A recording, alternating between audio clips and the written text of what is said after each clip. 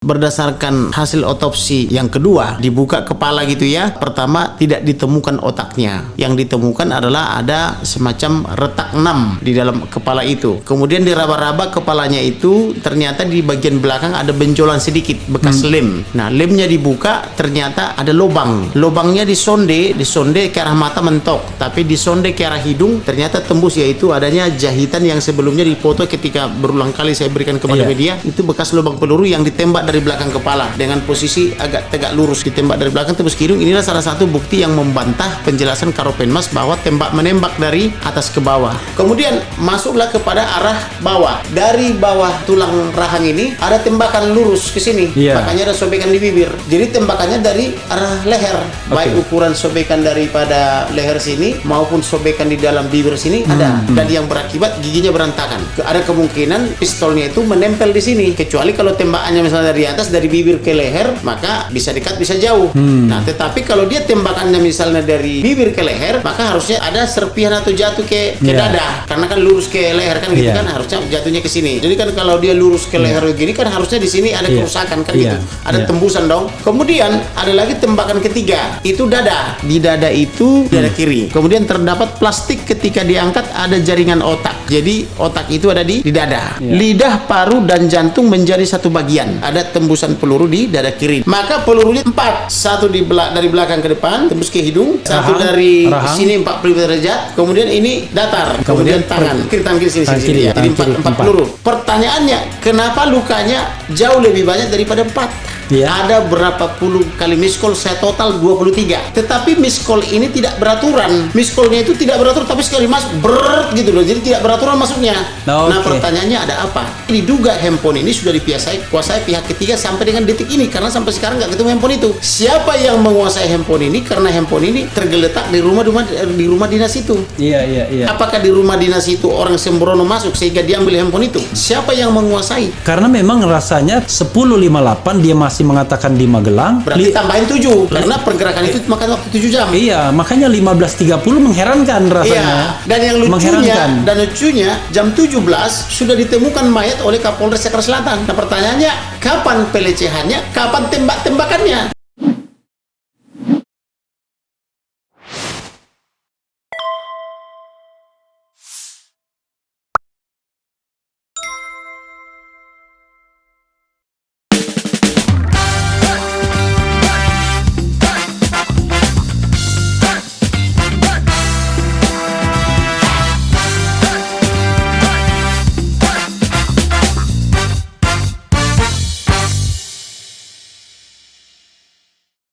Assalamualaikum warahmatullahi wabarakatuh, Sobat RH sekalian. Jumpa lagi kita di channel yang keren ini. Keren jadi kalau yang belum biasa dia kaget tiba-tiba digebrak gitu ya. Tapi kalau yang sudah pernah tahu RH channel, biasa kita gebrak Bang ya. Kita kedatangan seorang pengacara yang saat ini barangkali paling hot di Indonesia ya kan. Walaupun namanya Kamar, tapi Kamar yang ini adalah Kamarudin, bukan orang Kamar ya. Kamarudin Simanjuntak. Selamat malam, Bang. Selamat malam juga. Oke. Abang, saya tahu Abang capek ya. Capek luar pasti biasa. Pasti kemana-mana ya. Karena kerja siang malam. Kerja siang malam. Tapi di RH Channel ini, Abang bisa memberikan pernyataan apa saja, membuka data apa saja. Santai saja ya, dan Sobat RH juga akan paham ya kalau kerja seperti ini perlu kehati-hatian dan perlu bukti juga selain statement kan. Betul. Bang Kamar ya. Panggilnya apa biasa? Bang Kamarudin. Bang Kamarudin. Tapi kan apa? Panjang banget Bang Kamarudin gitu. Bang Udin kan gak enak, Bang Kamar gak enak. Oke, Bang Kamarudin ya.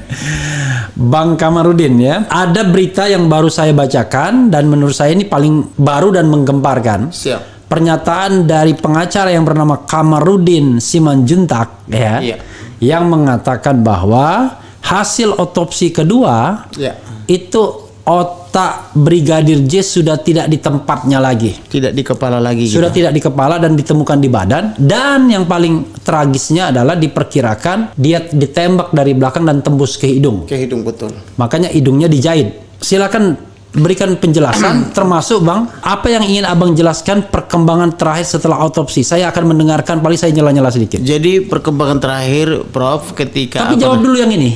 Apa itu? Yang tadi kepala tadi. Benar, jadi berdasarkan hasil otopsi yang kedua setelah jenazahnya digali, kita menempatkan 2 orang tenaga kesehatan, 1 dokter, 1 magister kesehatan untuk mewakili keluarga dan atau penasihat hukum, karena terus terjadi negosiasi-negosiasi yang awalnya penasihat hukum boleh menyaksikan penggalian dan otopsi, keluarga juga boleh menyaksikan, dan bahkan buat keluarga disediakan CCTV, terus bergeser pada akhirnya tidak boleh baik keluarga maupun penasihat hukum dengan alasan pelanggaran kode etik kedokteran. Jadi hanya yang berprofesi dokter maupun berprofesi di bidang tenaga medis yang boleh melihat. Oke.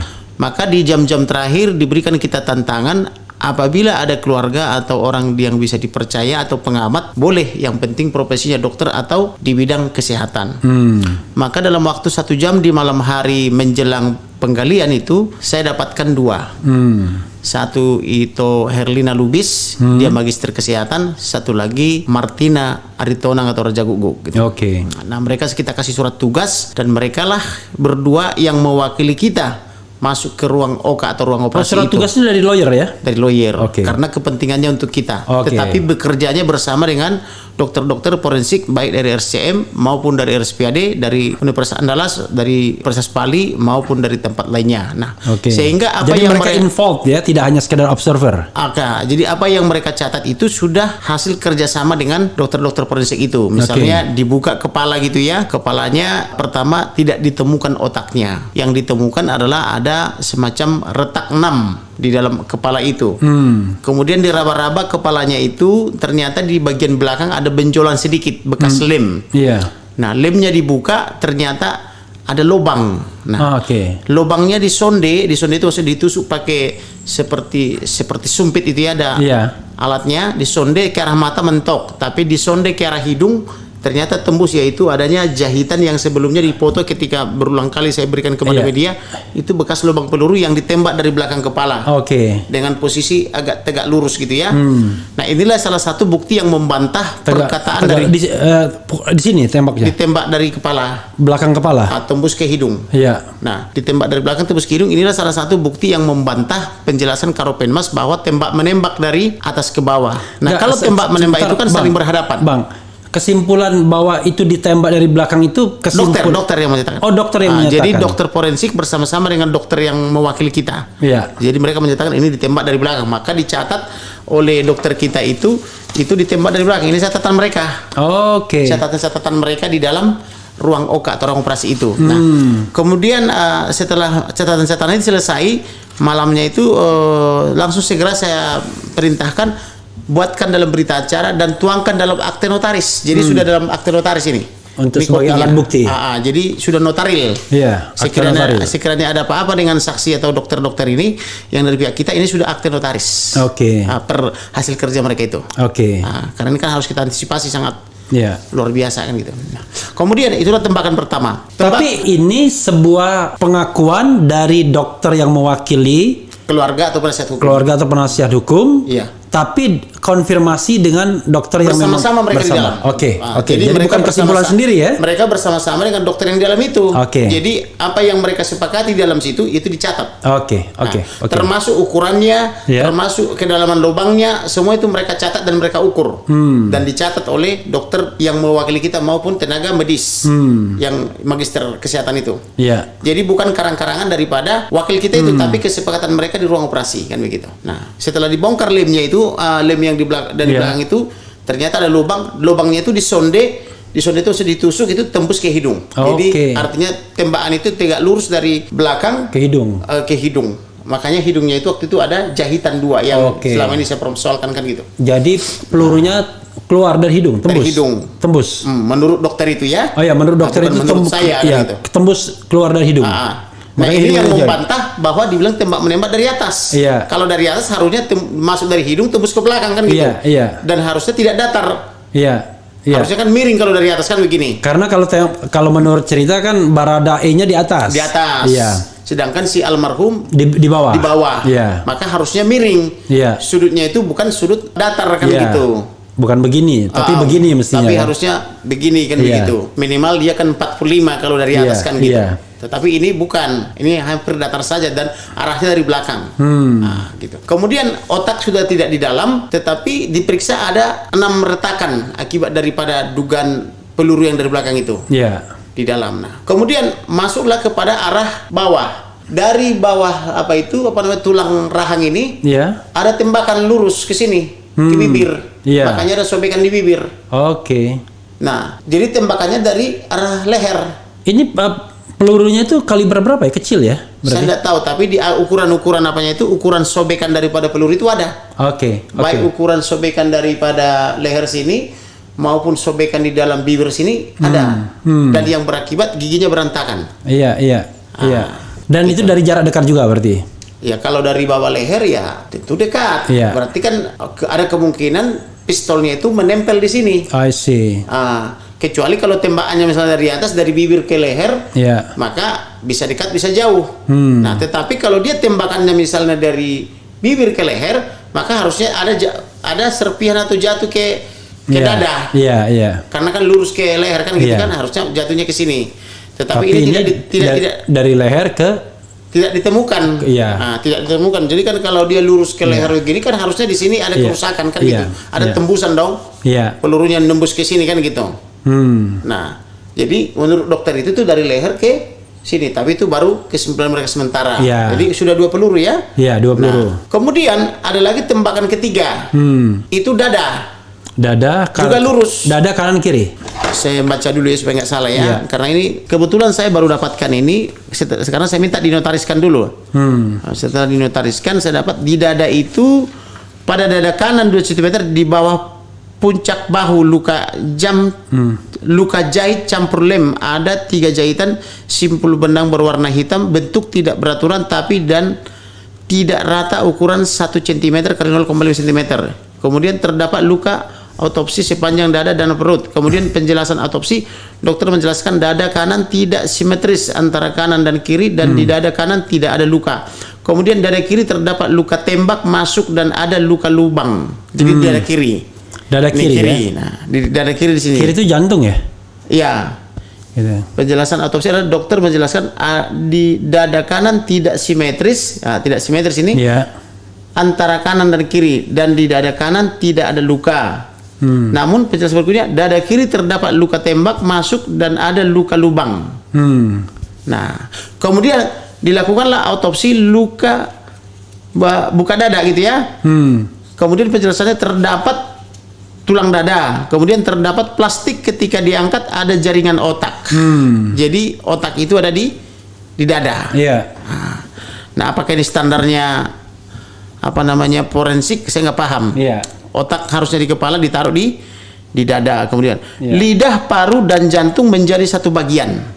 Pokoknya yang intinya tadi otaknya nggak ada, tapi ada di dada otaknya. Ada di dada. Kemudian ada luka di paru kiri pada permukaan berwarna ungu pucat kehitaman, ada luka sayatan menunjuk bekas operasi. Kemudian pada pemijatan paru kiri tidak keluar apa-apa. Kemudian paru kanan warna ungu pucat plus coklat kenyal, pada pemijatan tidak ada keluar apa-apa, kan begitu ya. Kemudian jantung, dokter memastikan pembuluh nadi jantung tidak tersumbat, warnanya coklat homogen. Itu penjelasan tentang dada. Nah, jadi ada tembusan peluru di dada kiri. Jadi sudah 3 peluru ya. 3 peluru. Kepala, leher, dada. Nah, kemudian masuklah kepada lengan. Ini mohon maaf, 3 peluru tadi dari pistol yang sama atau yang berbeda? Enggak dijelaskan. Karena ini kan belum final, ini kan baru dari pihak kita. Kalau mereka kan mengatakan bisa kurang lebih sampai berapa minggu ke depan? 4 sampai 8 minggu. 4 sampai 8 minggu. Ini kan baru kesimpulan catatan sementara. Karena masih banyak catatan khusus yang harus diuji di lab. Yang melep itu kan mereka. Kalau ini kan baru yang bisa dilihat oleh kasat mata. Berdasarkan hasil kerja mereka. Kemudian itu di leher kanan atas. Tadi kan ada bahu terluka terbuka sebanyak 2 jahitan, bentuk tepi tidak beraturan, tidak ditemukan luka jerat leher. Nah, karena di sini kan waktu itu kan kita lihat seperti jerat leher. Karena ketarik dia begini. Bisa juga dugaan kita mungkin karena sudah ada 20 hari atau 19 hari di dalam kuburan. Iya. Bisa juga karena waktu dijahitnya itu ketarik. Jadi kan seperti membentuk apa namanya itu? Bekas sayatan karena ada luka kan. Iya. Ternyata luka itu diduga yang ditembak dari bawah leher ke bibir kan gitu. Nah, jadi dia menduga tidak ada jeratan ya. Dia menduga, tapi bisa juga katanya karena sudah terlalu lama di dalam kubur kan sudah 19-20 hari kan gitu. Iya. Jadi sudah membengkak dan bekas itu nggak kelihatan lagi. Nggak kelihatan lagi kan gitu ya. Kemudian di lengan bawah kiri, bagian bawah samping kanan dari pergelangan tangan terdapat luka terbuka. Ini lengan bawah kiri ya. Ya. Berarti lengan bawah kiri itu ini. Iya. Ya, lengan bawah. Ini kan kiri. lengan bawah ya. Ini lengan atas kan lengan bawah. Iya. Lengan bawah kiri samping kanan, maksudnya berarti ada ke dalam ya. Iya.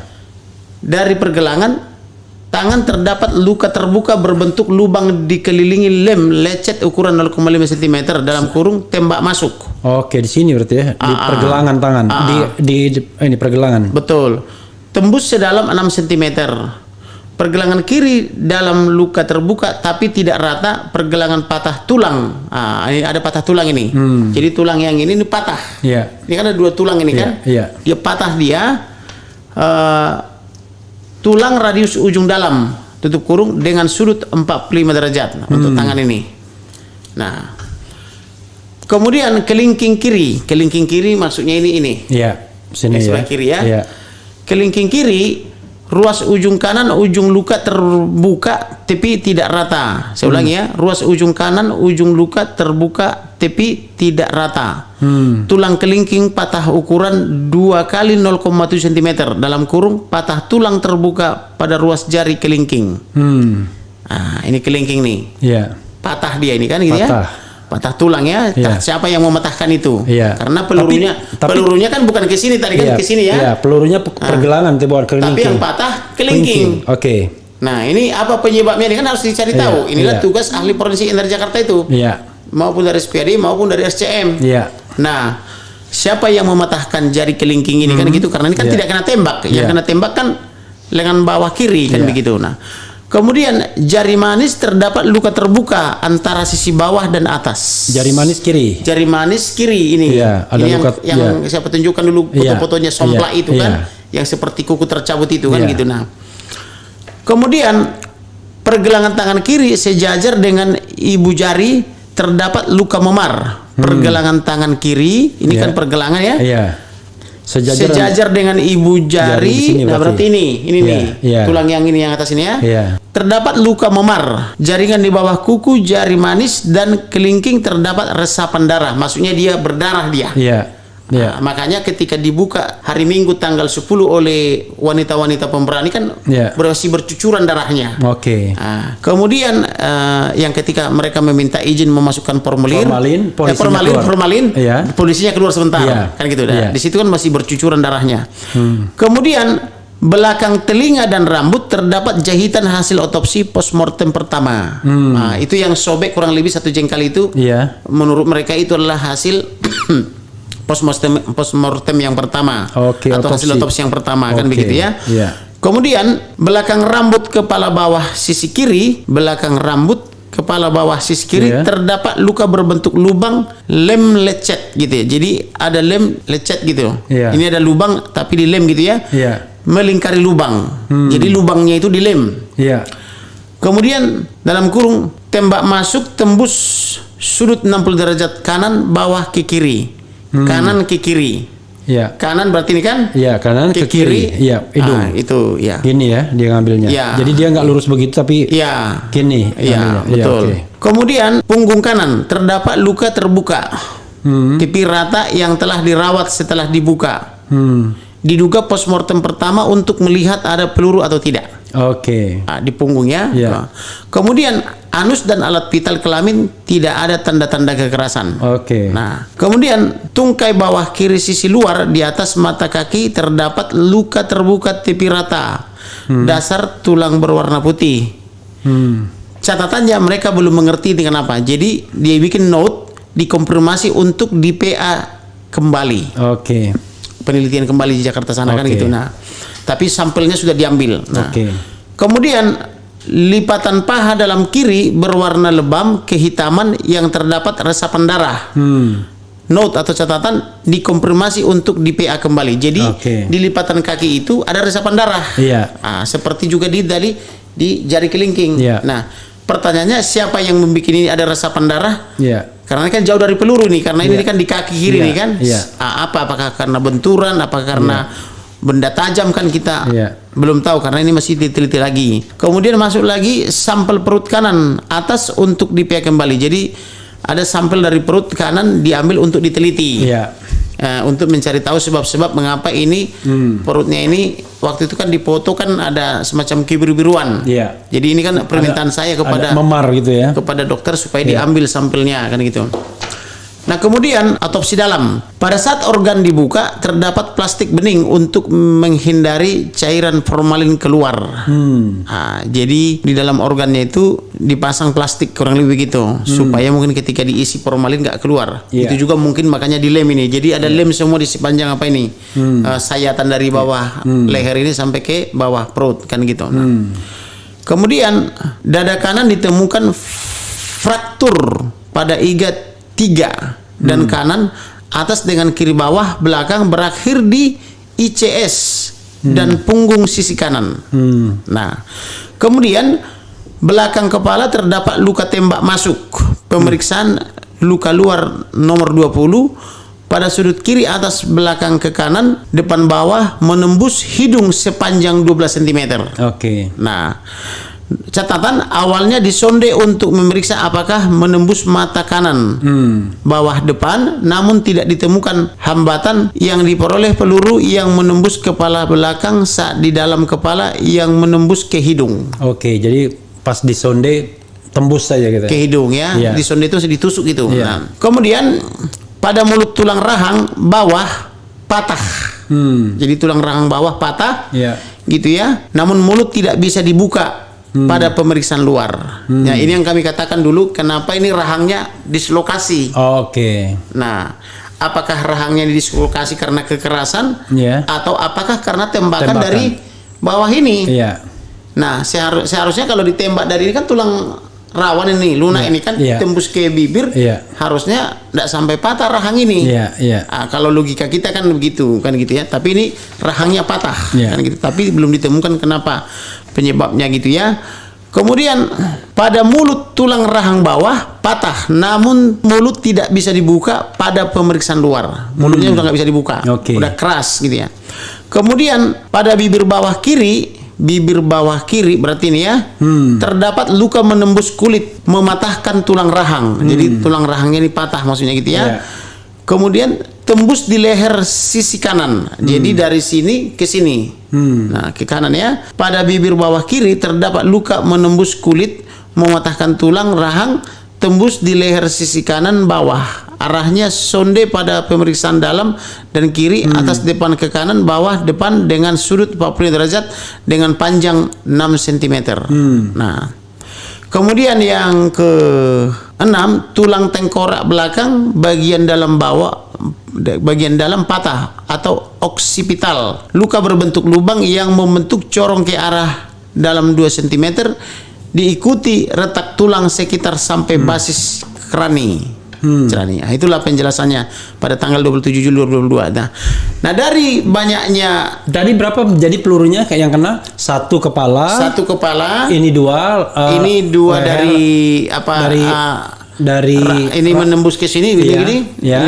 Yang kemudian, kiri ya. Tembusnya di apa namanya itu? Saya ulangi ya supaya nggak salah.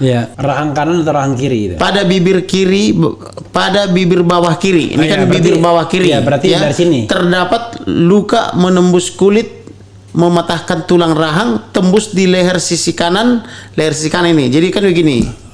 Ya, arahnya sonde pada pemeriksaan dalam dari kiri atas depan ke kanan bawah depan dengan sudut 45 derajat. Jadi ini. Berarti nembaknya dari yang rahang kanan. Bisa kemungkinan dari sini, bisa kemungkinan dari sini. Nah, ada kemungkinan. Karena sini tidak ada penjelasan dari mana arahnya kan gitu. Nah, 2 ya, 3 di dada kiri. Nah, kalau ini sudutnya 45 derajat. Dengan panjang 6 cm. Nah, maka pelurunya itu 4. Satu dari belakang ke depan, Ya. tembus ke hidung. Satu di Satu rahang. dari rahang. sini 45 derajat. Oke. Kalau tadi 60 Ya. ke hidung. Iya. Ini 45. Ya. Kemudian ini datar. Datar. Dari- Yang dada kiri. Dari kiri ini ya ke Datar. belakang. Ya. Kemudian tangan. tangan kiri. Tangan kiri sini Tangan sini kiri ya. ya. Jadi Tangan kiri, 4 peluru. Nah, Ya, 4 peluru. pertanyaannya, kenapa lukanya jauh lebih banyak daripada 4? Iya, iya. Kan begitu. Iya. Apa saja sih lukanya? Lukanya itu kan antara lain di bawah mata, Ya, kantung mata ya. di kantong mata, terus di atas alis. Iya. Ada itu berapa kali itu kan? Iya. Itu. Kemudian ada lagi di bahu, Iya. bahu kanan ini. Yang kayak dislokasi itu. Ya, betul. Sedangkan tembakan tadi kan Iya. ini. Iya. Kenapa ke sini ada luka terbuka yang diambil sampel? Nah, Di paha. kemudian kenapa ada lagi luka di Jari-jari. jari kelingking dan jari manis? Di paha tadi, paha lipatan dalam. Kemudian kenapa ini patah? Ya. Kenapa ini patah? Apakah ini patah akibat peluru? Ya. Rasanya tidak, karena pelurunya itu kan sudah disonde dia, Iya. tembus dia. Hmm. Tidak menyebabkan patah, tapi ini kok bisa patah kan Iya. gitu. Nah, kemudian ada lagi di Paha. lipatan paha, Lipatan paha kiri. Kemudian ada lagi di pergelangan kaki kiri. Pergelangan kaki kiri. Nah, yang tidak bisa dijelaskan, harus memerlukan penelitian kembali kan gitu. Iya. Mereka menyebutnya PA kan gitu ya. Kemudian di sebelah kanan ada sobekan di urat nadi bawah yang diperkirakan untuk memasukkan formalin. Oke. Sesuai penjelasan Karopenmas kan begitu. Iya. Kemudian kaki kanannya ini tidak lurus lagi. Dulu waktu dilahirkan sempurna, waktu melamar polisi sempurna, tapi ketika meninggal tidak sempurna lagi. Nah, ini belum bisa dijelaskan. Kaki kanannya kenapa? Bengkok gitu. Oh, bengkok sudah ya. Kaki kanannya bengkok. Tidak lurus, tapi kalau Iya. kaki kiri lurus. Oke. Padahal yang mengalami kekerasan atau Sebelah kiri. Ada sebelah kiri, tetapi kanan ini ada apa ini menjadi Kenapa dia bengkok? tidak lurus. Oke. Nah, kan harus ada penjelasan ilmiah tentang ini. Nah, itulah antara lain yang bisa saya jelaskan berdasarkan hasil pekerjaan dokter-dokter maupun ahli kesehatan kita yang bekerja sama dengan dokter-dokter forensik yang dari RSPAD, dari RCM, dari Andalas, dari Bali, dan entah dari mana lagi tuh, karena Iya. yang hadir cuma ada 4 waktu malam hari itu. Oke, Bang. Kita bicara time frame kalau begitu ya. Iya. Dari penjelasan Komnas HAM, menurut mereka yang sudah memeriksa 20 CCTV yang diberikan oleh pihak Polri, itu dikatakan bahwa ketika mereka datang dari Magelang pukul 15.30 kurang lebih ya, Iya. itu semuanya dalam keadaan sehat walafiat, bugar. Apa buktinya? Ya CCTV itu menurut. Ya, apakah CCTV-nya sudah diperiksa, sudah diuji oleh ahli apa itu digital forensik? Oke, nah makanya nanti kayak abang jawab itu dulu. Siap, Saya kan sampaikan dulu yang disampaikan. Karena anak saya, Pak, Ya. anak saya umur 9-10 tahun sudah jago edit, masih SD. Nah, baru umur 10 tahun mau 11 sudah lulus SD, sekarang udah SMP. Iya, iya, Nah, iya. dia itu kalau handphone saya rusak, dia memperbaiki, tapi saya harus bayar karena bapak ke Roxy juga bayar, ke saya bayar katanya. Itu umur 9 tahun sudah jago handphone loh, Pak. Oh, Udah jago oke. edit. Bapak mau diedit kayak apa dulu dia jago. Nah, Oke. pertanyaannya ini editan atau Asli. sudah asli dari Oke. diuji oleh digital forensik kan begitu. Oke, Ya. oke. Tapi itu beratnya di situ ya. Karena Komnas HAM pun rely on polisi sendiri kan bahan-bahannya yang sudah di. Dan kita mesti mengetahui baik Komnas HAM maupun Kompolnas ini kan seperti bemper buat polisi. Apalagi kalau kita lihat pernyataan Benny Mamoto ya. Iya. Tiap hari dia tampil di TV, terus mengulangi pernyataan-pernyataan membela polisi seolah-olah ini polisi ini disamakan semua, padahal ini kan hanya 1-2 orang. Iya, iya, Nah, iya. pertanyaannya kapan Benny Mamoto bekerja? Kalau tiap hari dia tampil berdialog di televisi, apakah fungsi Komnas HAM itu berdialog di televisi tiap hari? Iya. Saya aja ini baru kali kedua diundang. Iya, iya. Atau menghadapi TV ya. Pertama tadi pagi Iya. di Kompas TV, ini yang kedua. Tadi malam, tengah malam pulang dari Jambi, sekali itu melalui YouTube, itu pun dari rumah. Iya. Kan gitu. Baru 3 kali. Iya. Selebihnya itu cuman waktu melapor di Barreskrim sekali. Iya. Kemudian waktu gelar awal sekali, tetapi video-video itu kan dipotong-potong oleh TV seolah-olah saya Sering. berulang kali Iya. nampil, padahal bajunya kan itu juga. Iya, iya, iya. Satu baju warna hitam yang Bapak munculkan tadi, Iya. satu baju warna merah. Iya. Kan itu terus bajunya. Jadi salah perkataan Denny Siregar yang mengatakan saya nyaman di depan kamera atau cari panggung. Saya tidak pernah cari panggung. Ratusan kali saya tiap hari diundang untuk tampil di TV. Saya belum pernah mau. Yang saya sodorkan adalah rekan-rekan saya 7 orang. Saya sendiri kerja terus tiap malam. Saya sampai tidak tidur 1 minggu untuk mengumpulkan bukti sebanyak ini. Ini bukti saya nih. Jadi saya tidak berspekulasi, tapi semua ini bukti otentik. Bapak boleh lihat ini. Itu bukti otentik semua sebanyak itu. Itulah saya kerjakan dalam 2 minggu ini. Saya mendapatkan membrainstorming 11 saksi bagaimana supaya mereka yang tadinya takut mengatakan yang benar, saya brainstorming dia untuk berkata jujur tentang apa yang dilihat, didengar dan dialami. Itu kan bukan pekerjaan mudah. Memotivasi orang-orang yang takut kan begitu. Saya harus masuk ke pelosok Jambi yang jalannya atau infrastrukturnya masih sangat jelek, cuma bisa 5-10 km per jam. Saya goyang-goyang begini di jalan sampai kadang jam 4 pagi gitu loh kan. Orang kan nggak tahu. Tapi ada yang berani-berani mengatakan saya cari panggung. Inilah panggung ketiga, panggung kedua yang saya hadiri. Itu pun panggung pertama di rumah saya tadi malam, panggung kedua tadi pagi di kantor saya. Ini panggung ketiga atau panggung pertama di kantornya. Ini bukan panggung lah ya, ini tempat klarifikasi. Panggung itu di TV. Siap. Kalau sibuk di panggung, inilah panggung pertama saya. Iya, jadi kalau panggung itu TV, kalau ini sih bukan panggung. Kalaupun disebut panggung, inilah panggung pertama saya. Jadi salah Denny Siregar mengatakan saya cari panggung dan nyaman di depan kamera. Inilah pertama kali. Ya, karena kalau misalnya abang YouTube, abang agak panggung, abang bisa bikin sendiri. Selebihnya itu, Prof.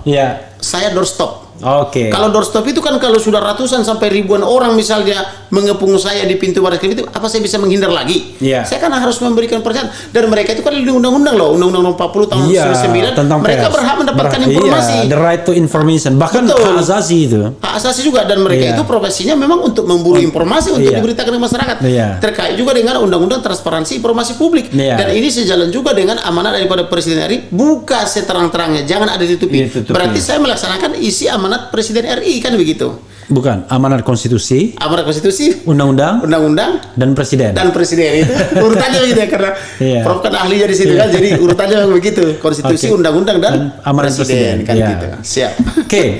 Jadi saya nggak bisa bicara time frame ya, karena di berita itu kan Komnas HAM dengan yakinnya mengatakan bahwa 15.30 katanya datang dari Magelang, nggak ada edit, ini nggak ada editnya katanya. 15.30, bahkan dikatakan pada 15.43, bukan 15.43, 16.43, 17 menit sebelum jam 5 sore, itu masih berhubungan dengan Vera Simanjuntak. Salah, itu ada sekitar berapa puluh kali miss call. Ini ya dicatat ya. Ada berapa puluh kali miss call, saya total 23. Miss call ini datang ke handphonenya Vera atau kekasihnya. Tetapi miss call ini tidak beraturan. Contoh misalnya 16, 16.10, 16.20. Sudah 16.20 balik lagi 16.05 misalnya gitu. Jadi miss call-nya itu tidak beratur, tapi sekali masuk berat gitu loh. Jadi tidak beraturan masuknya.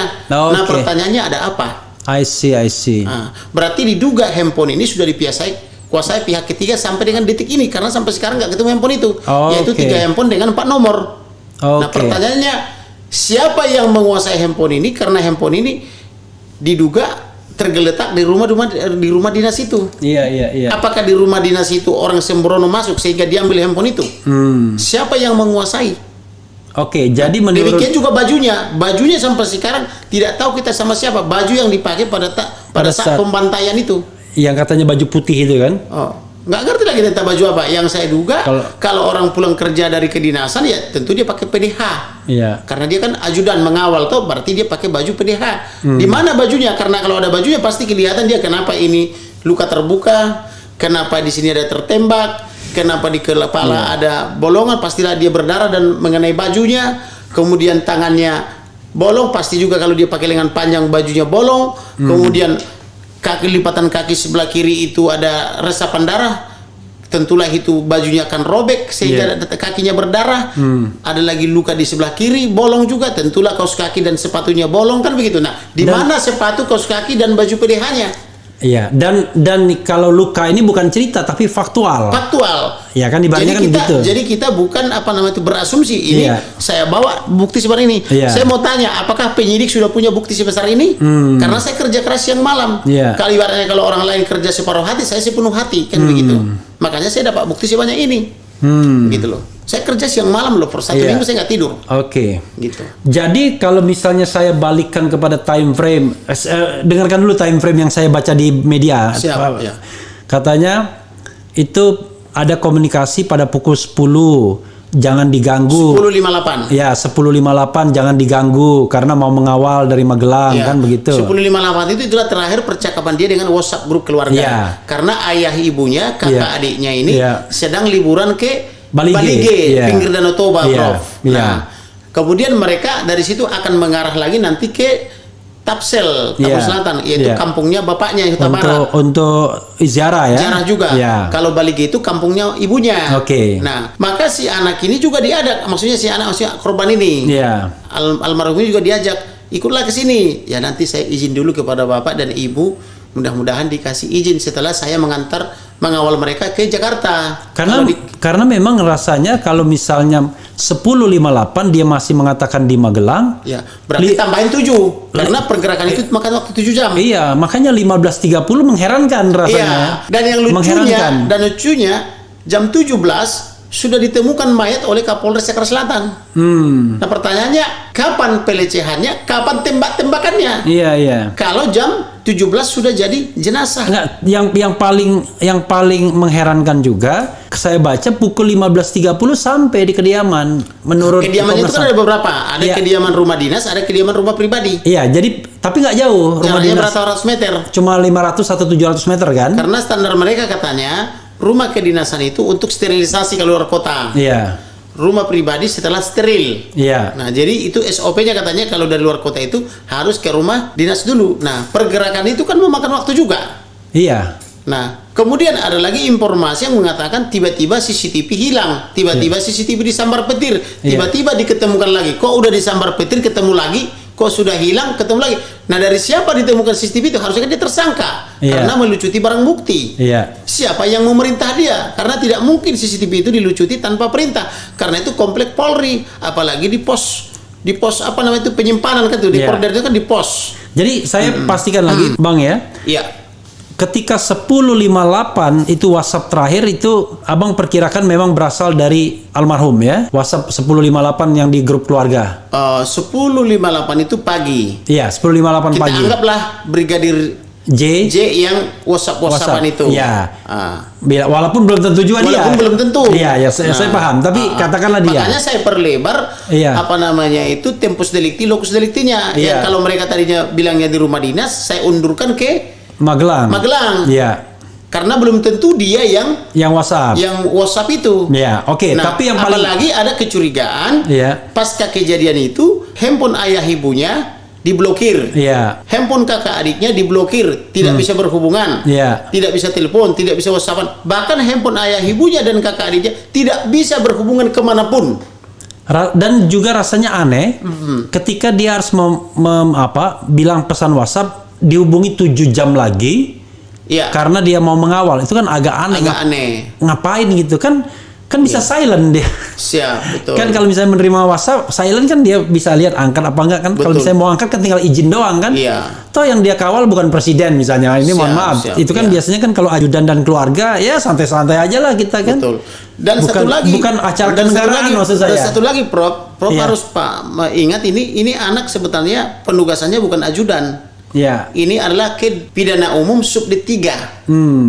Penugasannya ke situ. Tapi karena dulu Bapak Irjen Verdi Sambo dulu Dir Tipidum, maka diboyong ini dari situ. Subdit 3 pidana umum ke ajudan. Artinya orang kepercayaan. Kan lah. Artinya ini orang yang teruji dan sangat baik. Makanya dibawa ke ajudan. Maksud saya kalau cuma sekedar menerima telepon aja masa harus kasih jangan hubungin saya selama 7 jam ya kan? Gitu. Aneh kan rasanya kan? Gitu. Iya kan? Gitu. Karena kecuali dia nyetir.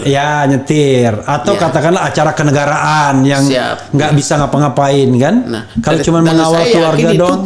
Nyetirnya itu tidak non-stop, pasti berarti di rest area. Iya, masa di rest area nggak bisa? Nggak bisa kan gitu. Nggak bisa ngubungin. Betul. Iya kan? Oke, tapi namun yang menjadi poin bagi kita tanggal 7 Juli 2022 atau sehari sebelum dibantai, dia sudah curhat kepada kekasihnya bahwa dia akan dibantai. Dan menangis dia. Nangisnya sebelumnya lagi. Oh, sebelumnya. Dia akan dibantai dan pamitan. Cari. Di situ ditanya siapa yang akan membantai atau membunuh. Nah, disebutnya skuad lama. Nah, sebetulnya yang bertanya itu kekasihnya, skuad lama atau skuad baru. Artinya di antara mereka ini sudah ada pengertian tentang siapa skuad lama, siapa skuad baru. Makanya kekasihnya bisa bertanya, yang mengancam membunuh siapa bang? Skuad lama atau skuad baru? Skuad lama. Nah, saya tanya, berarti kau sudah mengerti tentang skuad? Iya. Kepada kekasihnya, sudah bapak. Dia kan manggil saya bapak. Iya. Karena dari segi adat ya, Iya. saya manggil dia Namboru, dia manggil saya bapak kan gitu. Nah, memangnya selama ini ada masalah? Oh ya, informasinya skuad lama ini selalu iri hati kepada almarhum karena almarhum ini cekatan dan disayang oleh bapak maupun ibu. Nah, mana ukurannya orang ini disayang bapak oleh ibu? Pada tanggal 1 Juli 2022, Ibu Putri memanggil adiknya almarhum yang juga polisi dinas di Yanma Polri. Dipanggil, dia dihadiahi. Hadiah yang diberikan pertama uang 5 juta kepada adiknya yang polisi. Oke. Reza namanya. Reza ya. Kemudian dikasih lagi dompet merek Pedro, udah saya potret itu. Ada tas dan sebagainya. Bahkan dijanjikan dia akan diurus mutasinya atau kepindahannya dari Yanma Polri ke Jambi. Polda Jambi. Nah, artinya apa? Bahwa tidak mungkin Ibu Putri selaku istri ex-Kadipropam itu memanggil adiknya, diberi hadiah dan segala macamnya itu kalau tidak dekat hubungannya. Iya. Artinya kalau tidak baik perilaku daripada almarhum, karena almarhum berprestasi dan baik dan dapat dipercaya sehingga adiknya pun kebagian berkat. Kan begitu? Logika berpikirnya kan gitu. Tapi begini, saya tetap menarik untuk kalau seandainya ini ada skenario yang diciptakan ya, tapi kita kan tetap praduga tak bersalah. Jadi yang tadi pukul 10.58 kita tarik garis. Itu di tanggal 8 ya? Iya, di tanggal 8. 10.58 itu katakanlah jam 11 ya, cuma 2 menit lagi kan? Iya. Katakanlah jam 11. Iya. Jam 11 nyampe ke Jakarta, kata berita yang dirilis Komnas HAM 15.30. 15.30. Enggak, harusnya 7 jam. Iya, makanya 15.30 itu berarti kan 12, 1, 2, 3 cuma 4,5 jam. Apa mungkin Magelang Jakarta 4,5 jam? Saya itu jago mobil. Iya. Kalau bawa mobil saya pasti juara 1. Iya. Karena saya kalau bawa mobil bisa 200 km per jam. Misalnya saya pernah bikin Lampung Palembang itu 2 jam. Iya. Nah, saya tidak yakin kalau dari Magelang ke Jakarta. Iya, karena Magelangnya tuh tidak langsung jalan tol soalnya. Betul, kecuali langsung jalan tol. Iya. Dari Solo misalnya langsung bus. Karena mereka kan dari tanah Tarumanegara ya, Iya, yang sekolah jadi yang kalau LB Murdani jadi dulu. dia Magelang, dia bisa masuk di tol mana? Bisa di Solo, bisa di tol daerah Alas Roban, sampai lupa saya itu. Belum lagi kalau ada istirahat di rest area. Nah, itu kan kepotong dia kan. Misalnya orang lazim istirahat itu setengah dan jam. Dan lagian juga kan not necessary kalau misalnya buru-buru banget. Karena tidak ada agenda yang penting-penting amat ya kan. Sedangkan bapak kan sudah duluan berangkat naik pesawat. Iya. Yang tinggal informasinya kan ibu. Oh, jadi Pak Ferdi Sambo naik pesawat? Naik pesawat kan duluan. Oke. Iya. Nah, pertanyaannya, adakah orang ini transit di jalan atau transit di rumah lain? Iya. Misalnya sepanjang jalan, ini kan perlu diselidiki juga. Iya. Nah, jadi yang tadi yang CCTV 15.30 mengatakan dia sudah sampai, kemudian ada dia ketawa-ketawa antar ajudan, kata Komnas HAM kan begitu. Kemudian 16 dia terlihat terakhir itu bahkan Bu Putri terakhir. Ini harus saya potong dulu. Iya. Ketawa-ketawa dengan ajudan yang mana? Iya, itu jadi perlu. Iya. Karena ajudan ini kan ada banyak. 8. Iya. 8 bersama dia. Iya. 4 di kanan, 4 di kiri. Iya. Ketawa-ketawa di mana? Karena ketika dia teleponan dengan kekasihnya, 3 dari 8 itu mencibir dan atau nyinyir kepada dia. Ketika dia mengadu kepada kekasihnya. Itulah tangisan ibunya, kenapa mengadu hanya kepada kekasih tapi tidak mengadu kepada ibu juga. Oh, yang tanggal 7 ya mengadunya itu? Tanggal 7 dan tanggal sebelumnya di bulan Juni. Iya. Yang nangis-nangis itu dia, yang ada buktinya di sini juga nangis-nangis itu Juni. Yang dia mengadu kepada kekasihnya 21 Juni itu. 21 Juni dan 29. Nah, yang dia nangis-nangis itu dikira dia sedang sakit oleh kekasihnya. Yang sakitnya kau bang, kok gini katanya? Karena dia ada kata-kata permintaan perpisahan, ada kata-kata permintaan maaf, kali saja tidak sempat lagi minta maaf. Jadi begini, menurut abang, kemungkinan besar apa yang disampaikan Komnas HAM dengan time frame 15.30, masih Ibu Putri masih terlihat pada pukul sekian, dia terakhir belum terlihat, tentu itu CCTV pada hari itu. Bisa saja CCTV lain yang di hari lain kan gitu diolah kan bisa dong. Makanya nih itu yang ingin saya perlu katakan. ahli digital forensik untuk menguji ini apa ori apa tidak, apa editan. Kan begitu. Kalau kita misalnya menonton film James Bond misalnya gitu ya, karena saya suka nonton film kriminal, itu kan bisa diatur dia lagi masuk ke satu gedung, CCTV-nya diputar ulang yang lama kan gitu, seolah-olah masih on kan gitu. Itu kan bisa. Ini kan kita harus menggunakan nalar juga, bukan tidak mungkin juga itu terjadi kan gitu. Film Speedy misalnya. Betul. Orang memantau dari CCTV tiba-tiba dia gambar yang sama diputar ulang terus. Jadi dia nggak sadar. Padahal di dalam sudah beraksi kan gitu. Gitu. Jadi makanya saya bilang harus diuji nih. Gitu loh. Jadi jangan diterima begitu saja. Maksudnya barangkali Komnas HAM punya kemampuan menguji ini.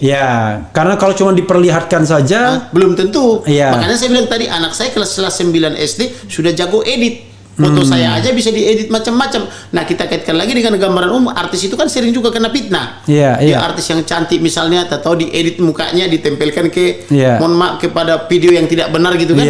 Jadi akhirnya kena fitnah kan gitu. Itu juga kan harus diuji, benar enggak itu. Kan I see. Jadi saya tidak bisa tanya lagi mengenai time frame itu kan. Karena time frame itu udah nggak masuk akal ya.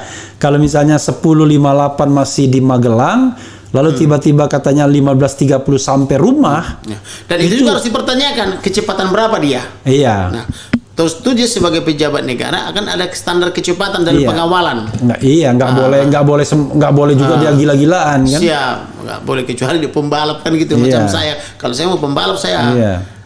Jarang saya juara 2 juara 1 terus saya membalapnya. Karena juga di situ terlihat Bu Putri masuk kamar katanya pukul 16.49 itu 16.49. Makanya dibilang kalau 16.49 kemudian dia diketemukan meninggal dibilang pukul 17 atau 17.11. Itu waktu time frame-nya kecil-kecil banget gitu. Hanya sedikit. Nah, pertanyaannya. Jadi mohon maaf kita ikuti cara berpikirnya 16.49. Lalu ada yang memberitahu kepada Kapolres Jakarta Selatan. Siapa yang memberitahu? Informasinya Pak Kadif Propam kan, atau Irjen Polisi Sambo. Dari mana Irjen Polisi Sambo tahu? Dari istrinya yang menelepon. Kemudian dia pulang dari tempat PCR. Lalu nyampe butuh berapa menit dari tempat PCR nyampe di rumah itu. Kemudian butuh berapa menit si nyonya atau Ibu Putri menelepon suami. Kemudian butuh berapa menit setelah dia balik ke rumah lalu menelepon Kapolres. Butuh berapa menit Kapolres tiba dari tempatnya ke tempat itu. Itu kan time schedule, time frame gitu kan. Nah, kok jam 17 Kapolres Jakarta Selatan sudah menemukan jenazah. Berarti permainannya hanya di 11 menit. 16.49 sampai dengan 17.11 sampai dengan 17 berarti 11 menit ya. Apakah mungkin dalam 11 menit terjadi macam-macam itu tembak menembak? Pertama terjadi pelecehan, upaya pelecehan, kemudian terjadi tembak menembak, kemudian ada pemberitahuan kepada Irjen Verdi Sambo, kemudian Irjen Pandey Sambo datang ke tempat menyaksikan lalu menelepon Kapolres, lalu Kapolres datang dari tempatnya ke tempat itu. Pertanyaannya di mana positioningnya Kapolres ketika itu? Sehingga bisa begitu cepat nyampe di situ.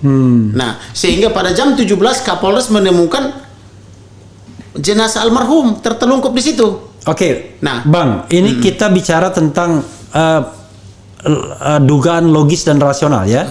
Jadi memang tindak pidananya sudah ada bermain waktu dan tempat. Jadi kalau kita bicara tentang mana yang logis dan mana yang rasional, menurut analisis Abang ini kan subjektivitas berdasarkan fakta yang sudah didapatkan.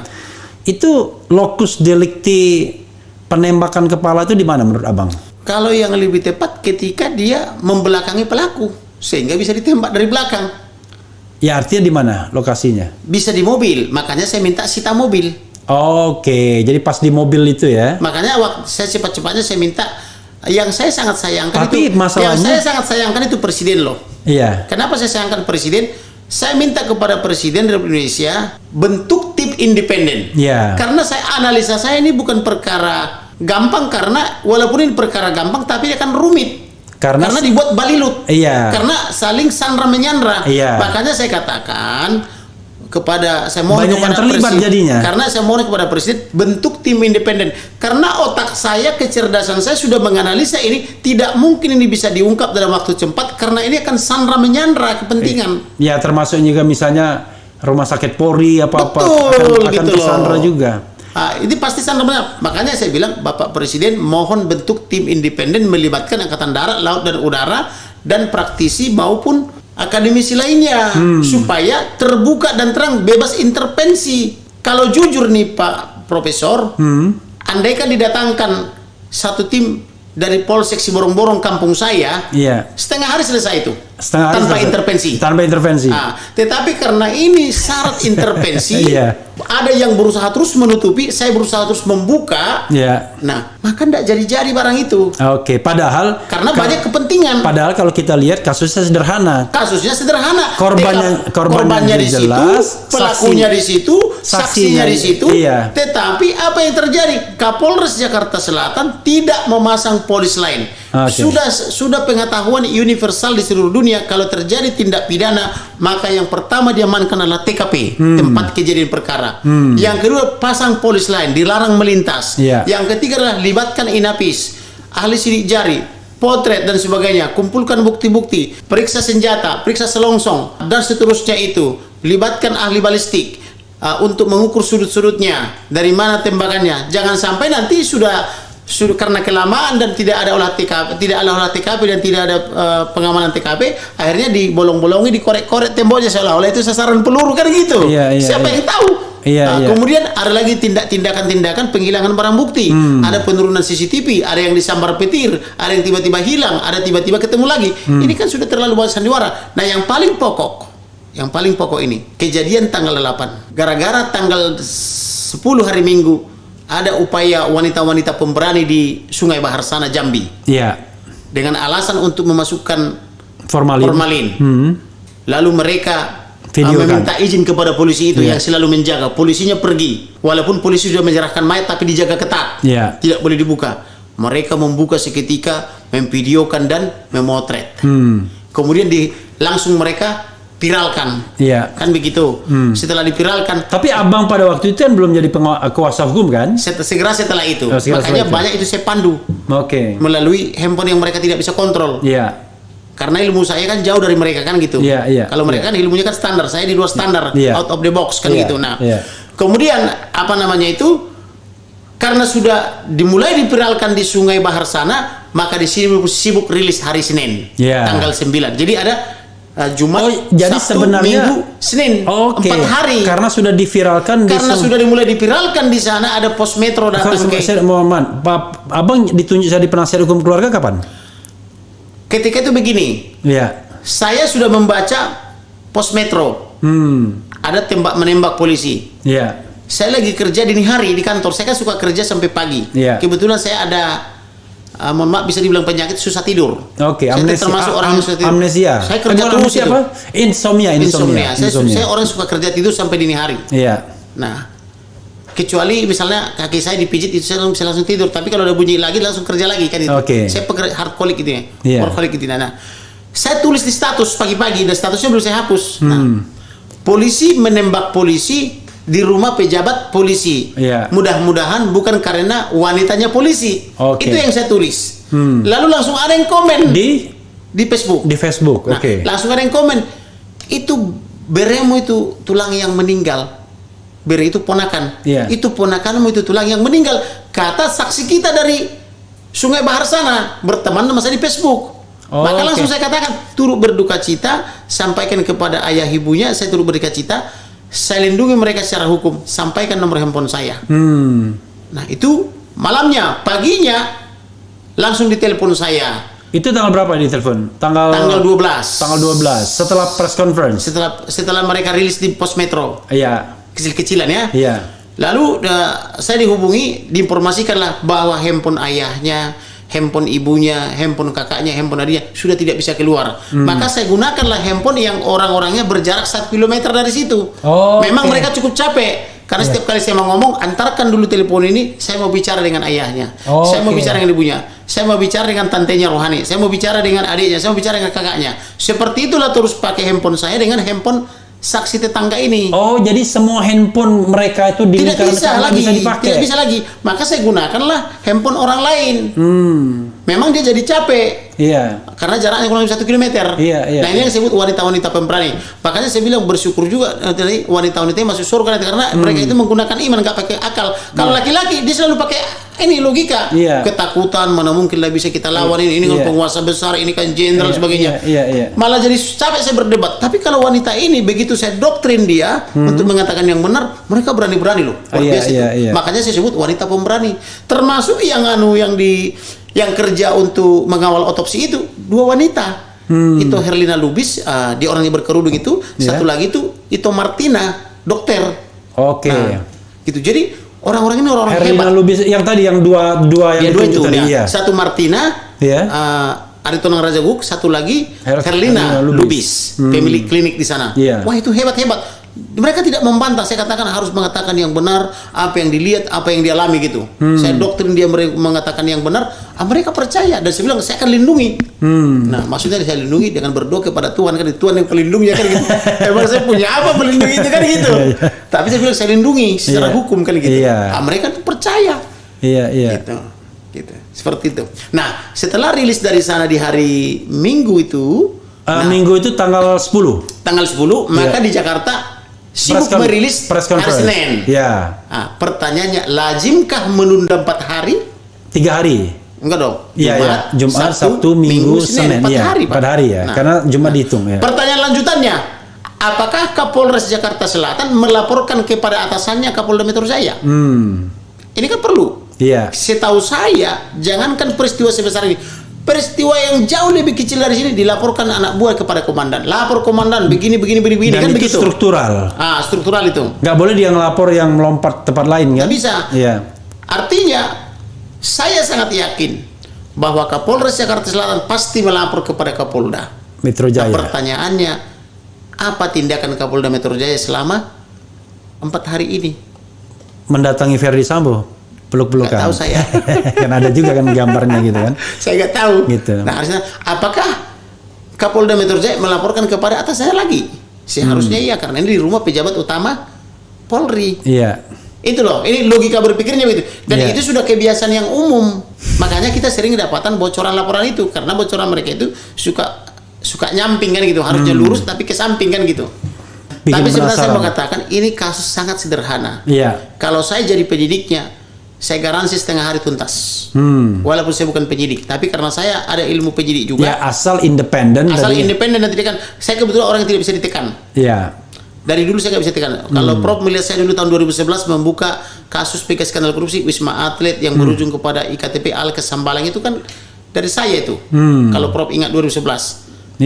Tak bisa saya diintervensi. Apapun ancamannya saya hajar terus. Demi kebenaran, karena saya anak cucu pendiri negara ini. Saya punya kepentingan memperbaiki negara ini. Saya punya kepentingan juga melindungi Polri. Jangan sampai Polri ini rontok dia hanya karena perbuatan kan kita satu dua orang. Ingin penegak hukum yang melindungi, mengayomi masyarakat, profesional dalam penegakan hukum. Kita butuh Polri yang profesional, yang humanis. Nah, bagaimana caranya? Ya kita harus berjuang bersama mereka. Kita singkirkan yang aneh-aneh. Jangan sampai kritik kepada mereka, pada orang yang bermasalah dianggap kritik kepada institusi. Enggak. Kita justru cinta Polri. Kita butuh Polri. Karena pelindung, pengayom dan pelayan masyarakat itu kan Polri. Nah, di backup oleh TNI dan ASN, alat-alat kelengkapan negara kan begitu. Nah kalau Polri ini rusak, nah bagaimana kita? Berarti kita nanti akan siap-siap pindah seperti orang Sri Lanka, kepala negara dikejar-kejar, kemudian polisinya diikat di tiang listrik kan gitu. Kita tidak mau gitu toh? Jadi gitu. Kan yang namanya polisi itu is a must, keharusan kan dalam sebuah negara, penegak hukum. Karena itu kita butuh penegak hukum yang benar, yang melindungi, mengayomi masyarakat ya. Apalagi yang mau di-share? Jadi yang nonton kita 85.000, yang watchingnya 30.000, luar biasa. Yang mau saya katakan tadi, inilah catatan-catatan daripada duta kita. atau wakil kita yang diizinkan oleh dokter forensik masuk ke dalam. Iya. Dari catatan-catatan ini dibuatlah menjadi laporan karena saya minta mereka Berapa kerja. halaman itu tadi? Yang catatan-catatan. Enggak, yang ini kan sama catatannya. Silakan Prof lihat ini. Dan ini sudah saya notariskan supaya tidak berubah. Jadi saya bacakan ya? Iya. Boleh ya? Silakan. Jadi maksudnya biar terdokumentasi juga di sini. Siap, ya kan? silakan ya. Kalau misalnya Karena ini kan amanat konstitusi, amanat undang-undang, amanat presiden harus terbuka kan gitu. Karena Silakan. kalau ini kan namanya dokumen kan daripada diewer-ewer nanti dipalsukan orang kan. Jadi lebih baik dibacakan saja. Jadi sobat era sekalian, saya akan membacakan dokumen ini ya, yang sudah menjadi akta notaris ya, akta notaril bentuknya legalisasi kan notaris kan ada 3 Prof. 1 akta, 2 legalisasi, ketiga watermarking. Nah, ini yang nomor 2 yang legalisasi. Jadi ditandatangani di depan notaris dan dicap legalisasi kan gitu. Legalisasi. Jadi dilegalisasi oleh notaris Dwi Andri Afiani ya, SHMKN di Muaro Jambi 27 Juli 2022. Siap, ya. Dasarnya dari sini. Iya, dasarnya dari sini. Dasarnya dari catatan di ruang, di ruang apa namanya? Di ruang otopsi ya. Otopsi. Oke. Gitu. Hasil otopsi kedua Brigadir Nofriansah Joshua Huta Barat tanggal 27 Juli 2022 pukul 09.29 waktu Indonesia bagian barat. Autopsi dilakukan di RSUD Sungai Bahar dan dilakukan oleh tim dokter forensik yang telah berpengalaman. Saya Herlina Hidayah Lubis yang ditunjuk sebagai perwakilan pertama dari pihak keluarga untuk ikut serta dalam melihat, menyaksikan dan mencatat tindakan autopsi Brigadir Nofriansah Joshua Huta Barat. 1. Kita semua tim dokter dan perwakilan keluarga bersama melihat dan mengamati jasad Brigadir Nofriansah Joshua Huta Barat. 2. Dokter tim forensik menyebutkan luka-luka yang ada di tubuh Brigadir Nofriansah Joshua Huta Barat dari bagian kepala sampai kaki. 3. Dokter menyebutkan luka-luka di tubuh Brigadir Nofriansah Joshua Huta Barat. A. Bagian kepala. 1. I ya, huruf I. Di mata kanan dari GPD. GPD itu apa ya? 1 cm memar dan luka terbuka tetapi tidak rata. Dasar tidak bisa dinilai bila dirapatkan, tidak rata dan dikelilingi memar kehitaman 4x2 cm. Pada pipi kanan 3 cm dari GPD. Apa GPD itu ya? Harus kita tanya dokter. Ya, sudut mata terdapat luka luar 1,5 cm berbentuk garis 0,5 cm yang luka kita lihat di mata ya. I2 ya. Pada puncak cuping hidung terdapat luka 2 cm dari lubang hidung, 5 cm di sudut berwarna kecoklatan. Tepat pada puncak hidung sisi kanan 0,5 cm dari garis luka terbuka yang sudah dirapatkan. Bentuk tidak beraturan 1,5 cm. Pada pipi kiri dari GPD 5,5 cm di bawah sudut atau luka lecet 0,5 dikali 0,3 cm. Kemudian huruf I3 pada bibir bawah bagian kiri 1 cm dari GPD terdapat luka terbuka yang sudah dirawat dan dirapatkan. Bentuk tidak beraturan sepanjang 2 cm. Luka terbuka terbelah 2 lecet di bagian atas. Kemudian 4. Leher sisi kanan 2 luka terbuka dari GPD yang sudah dijahit berukuran 6 cm. Puncak bahu luka terbuka yang sudah dirawat dilakukan jahitan, terdapat benang berwarna hitam. Setelah jahitan dibuka tampak luka terbuka tapi tidak rata dan tidak beraturan, panjang luka 2 cm. Ini di bagian kepala ya. Belakang telinga dan rambut terdapat jahitan hasil otopsi postmortem pertama.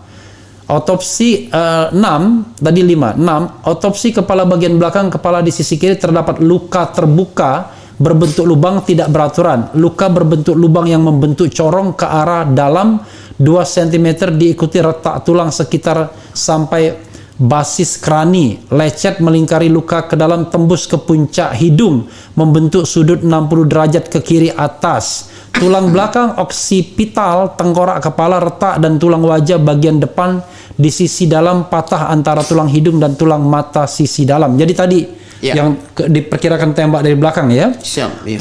Terdapat patah rahang bawah dan dari bibir tembus leher bawah mematahkan tulang rahang. Mulut tidak bisa lagi terbuka karena adanya pemberian formalin. Otak terbagi-bagi warna putih dan terlihat keras postmortem pertama. Kemudian B, leher. Tadi dari mana taunya otaknya kemudian ditemukan di tempat lain? Di penjelasan nanti lanjutannya. Oke, lanjut ya. B, leher. Otot leher tidak ada resapan darah. Dokter forensik memastikan tidak ada jeratan pada leher. Lidah baik. Oke. Kemudian bahu. 1, terdapat luka terbuka berbentuk tidak beraturan apabila dirapatkan, berukuran 1,5 cm, lecet berukuran 1,2 cm. Kemudian keluarga menanyakan penjelasannya bagaimana dokter akan melakukan identifikasi khusus. Kemudian lengan. Pada bagian lengan kanan atas sisi luar terdapat luka terbuka yang sudah dirawat, dirapikan ya. Kemudian berbentuk lubang berdiameter 1 cm, dikelilingi lecet sisi kanan atas seluas 5 mm, kanan bawah 2 mm, kiri bawah 1 mm. Luka tembak masuk pada lengan bagian kiri, terdapat luka bagian bawah luar berukuran 4 cm, di bagian pergelangan terdapat luka lubang berukuran 0,5. Tangan. Oke.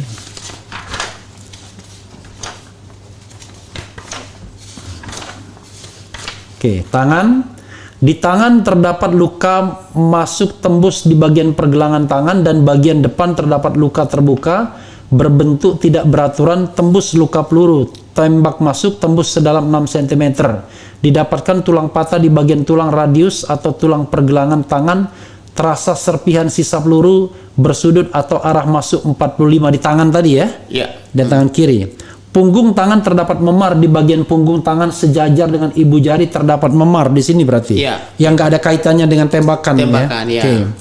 Kelingking dan jari manis. Kelingking ruas ujung jari tangan kiri kuku utuh. Luka terbuka 2,6 cm, tampak patah tulang terbuka ruas ujung jari kelingking tangan kiri luka.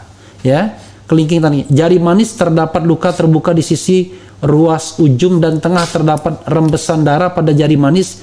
Jaringan bawah terdapat resapan darah. Kuku dalam keadaan baik. Oke. Jadi rasanya nggak mungkin eksekusinya di rumah ya kalau gitu ya. Iya. Kalau dilihat ada perjalanan kemudian ini rasanya kalau eksekusinya di rumah terlalu terburu-buru jadinya. Terlalu singkat waktunya. Ya, kalau seandainya ada pembunuhan berencana ya, gitu ya. Terlalu singkat, belum lagi untuk untuk paniknya. Belum lagi untuk mengatur skenario-nya kan gitu. Iya. Oke, tapi ini sekali lagi azas praduga tak bersalah, tapi kita bicara tentang logika ya. Iya. Kemudian dada, pada dada kanan 2 cm di bawah puncak bahu luka jahit campur lem, ada 3 jahitan simpul benang berwarna hitam, bentuk tidak beraturan, tapi kok ada tapinya dan tidak rata, ukuran 1 cm kali 0,5 cm. 2. Terdapat luka autopsi sepanjang dada dan perut. 3. Penjelasan autopsi, dokter menjelaskan dada kanan tidak simetris antara kanan dan kiri dan di dada kanan tidak ada luka. Tidak ada luka tapi sudah tidak simetris. Tidak simetris ya. Ya. Oke. Penjelasan dada kiri terdapat luka tembak masuk dan ada luka lubang ya di kiri. Yang di kiri ya. Autopsi buka dada, terdapat tulang dada, terdapat plastik ketika diangkat, ada jaringan otak. Nah, itu di dada itu. Oke. Jadi terdapat plastik ketika diangkat, ada jaringan otak. Oke. Otaknya udah pindah dari kepala ke dada. Ke dada ya. Karena tadi ya, mungkin karena luka itu mungkin takut berceceran atau apa. Jadi dibungkus. Dibungkus, ya kan? Gitu. Tapi tidak dikembalikan ke kepala, tapi ke dada. Oke. Lidah, paru, dan jantung menjadi satu bagian. Ada luka di paru kiri pada permukaan berwarna ungu pucat kehitaman. Ada luka sayatan menunjukkan bekas operasi. Itu otopsi mungkin. Otopsi yang pertama. Ya. Pada pemijatan paru kiri tidak keluar apa-apa. Paru kanan warna ungu pucat plus coklat kenyal padat, pada pemijatan tidak ada keluar apa-apa. Kemudian jantung, dokter memastikan pembuluh nadi jantung tidak tersumbat, warnanya coklat homogen. Siap. Perut, Kami menanyakan kepada dokter luka memar yang ada di perut atas dan kita lihat bersama dokter menjelaskan karena sudah adanya proses perubahan tubuh maka tidak tampak ada memar di perut. Brigadir Nofriansah Joshua Huta Barat, dokter melakukan PA. Jadi awalnya ada memar, tapi mungkin karena sudah membengkak memarnya nggak kelihatan lagi, gitu ya. Otopsi dalam perut, usus tampak baik, limfe bak, ginjal kiri ada kanan ada setengah untuk sampel. Kandung kemih tidak ditemukan karena proses pemberian formalin sehingga dokter kesulitan untuk mencari. Hati terlihat coklat pucat, permukaan licin dan padat. Keadaan hati baik, empedu tidak tampak karena proses formalin. Pankreas tidak tampak karena proses pemberian formalin. Alat vital, keadaan alat vital utuh dan baik. Kemudian ekstremitas bawah. Kaki kanan terdapat luka terbuka memancang berukuran 2,5 cm.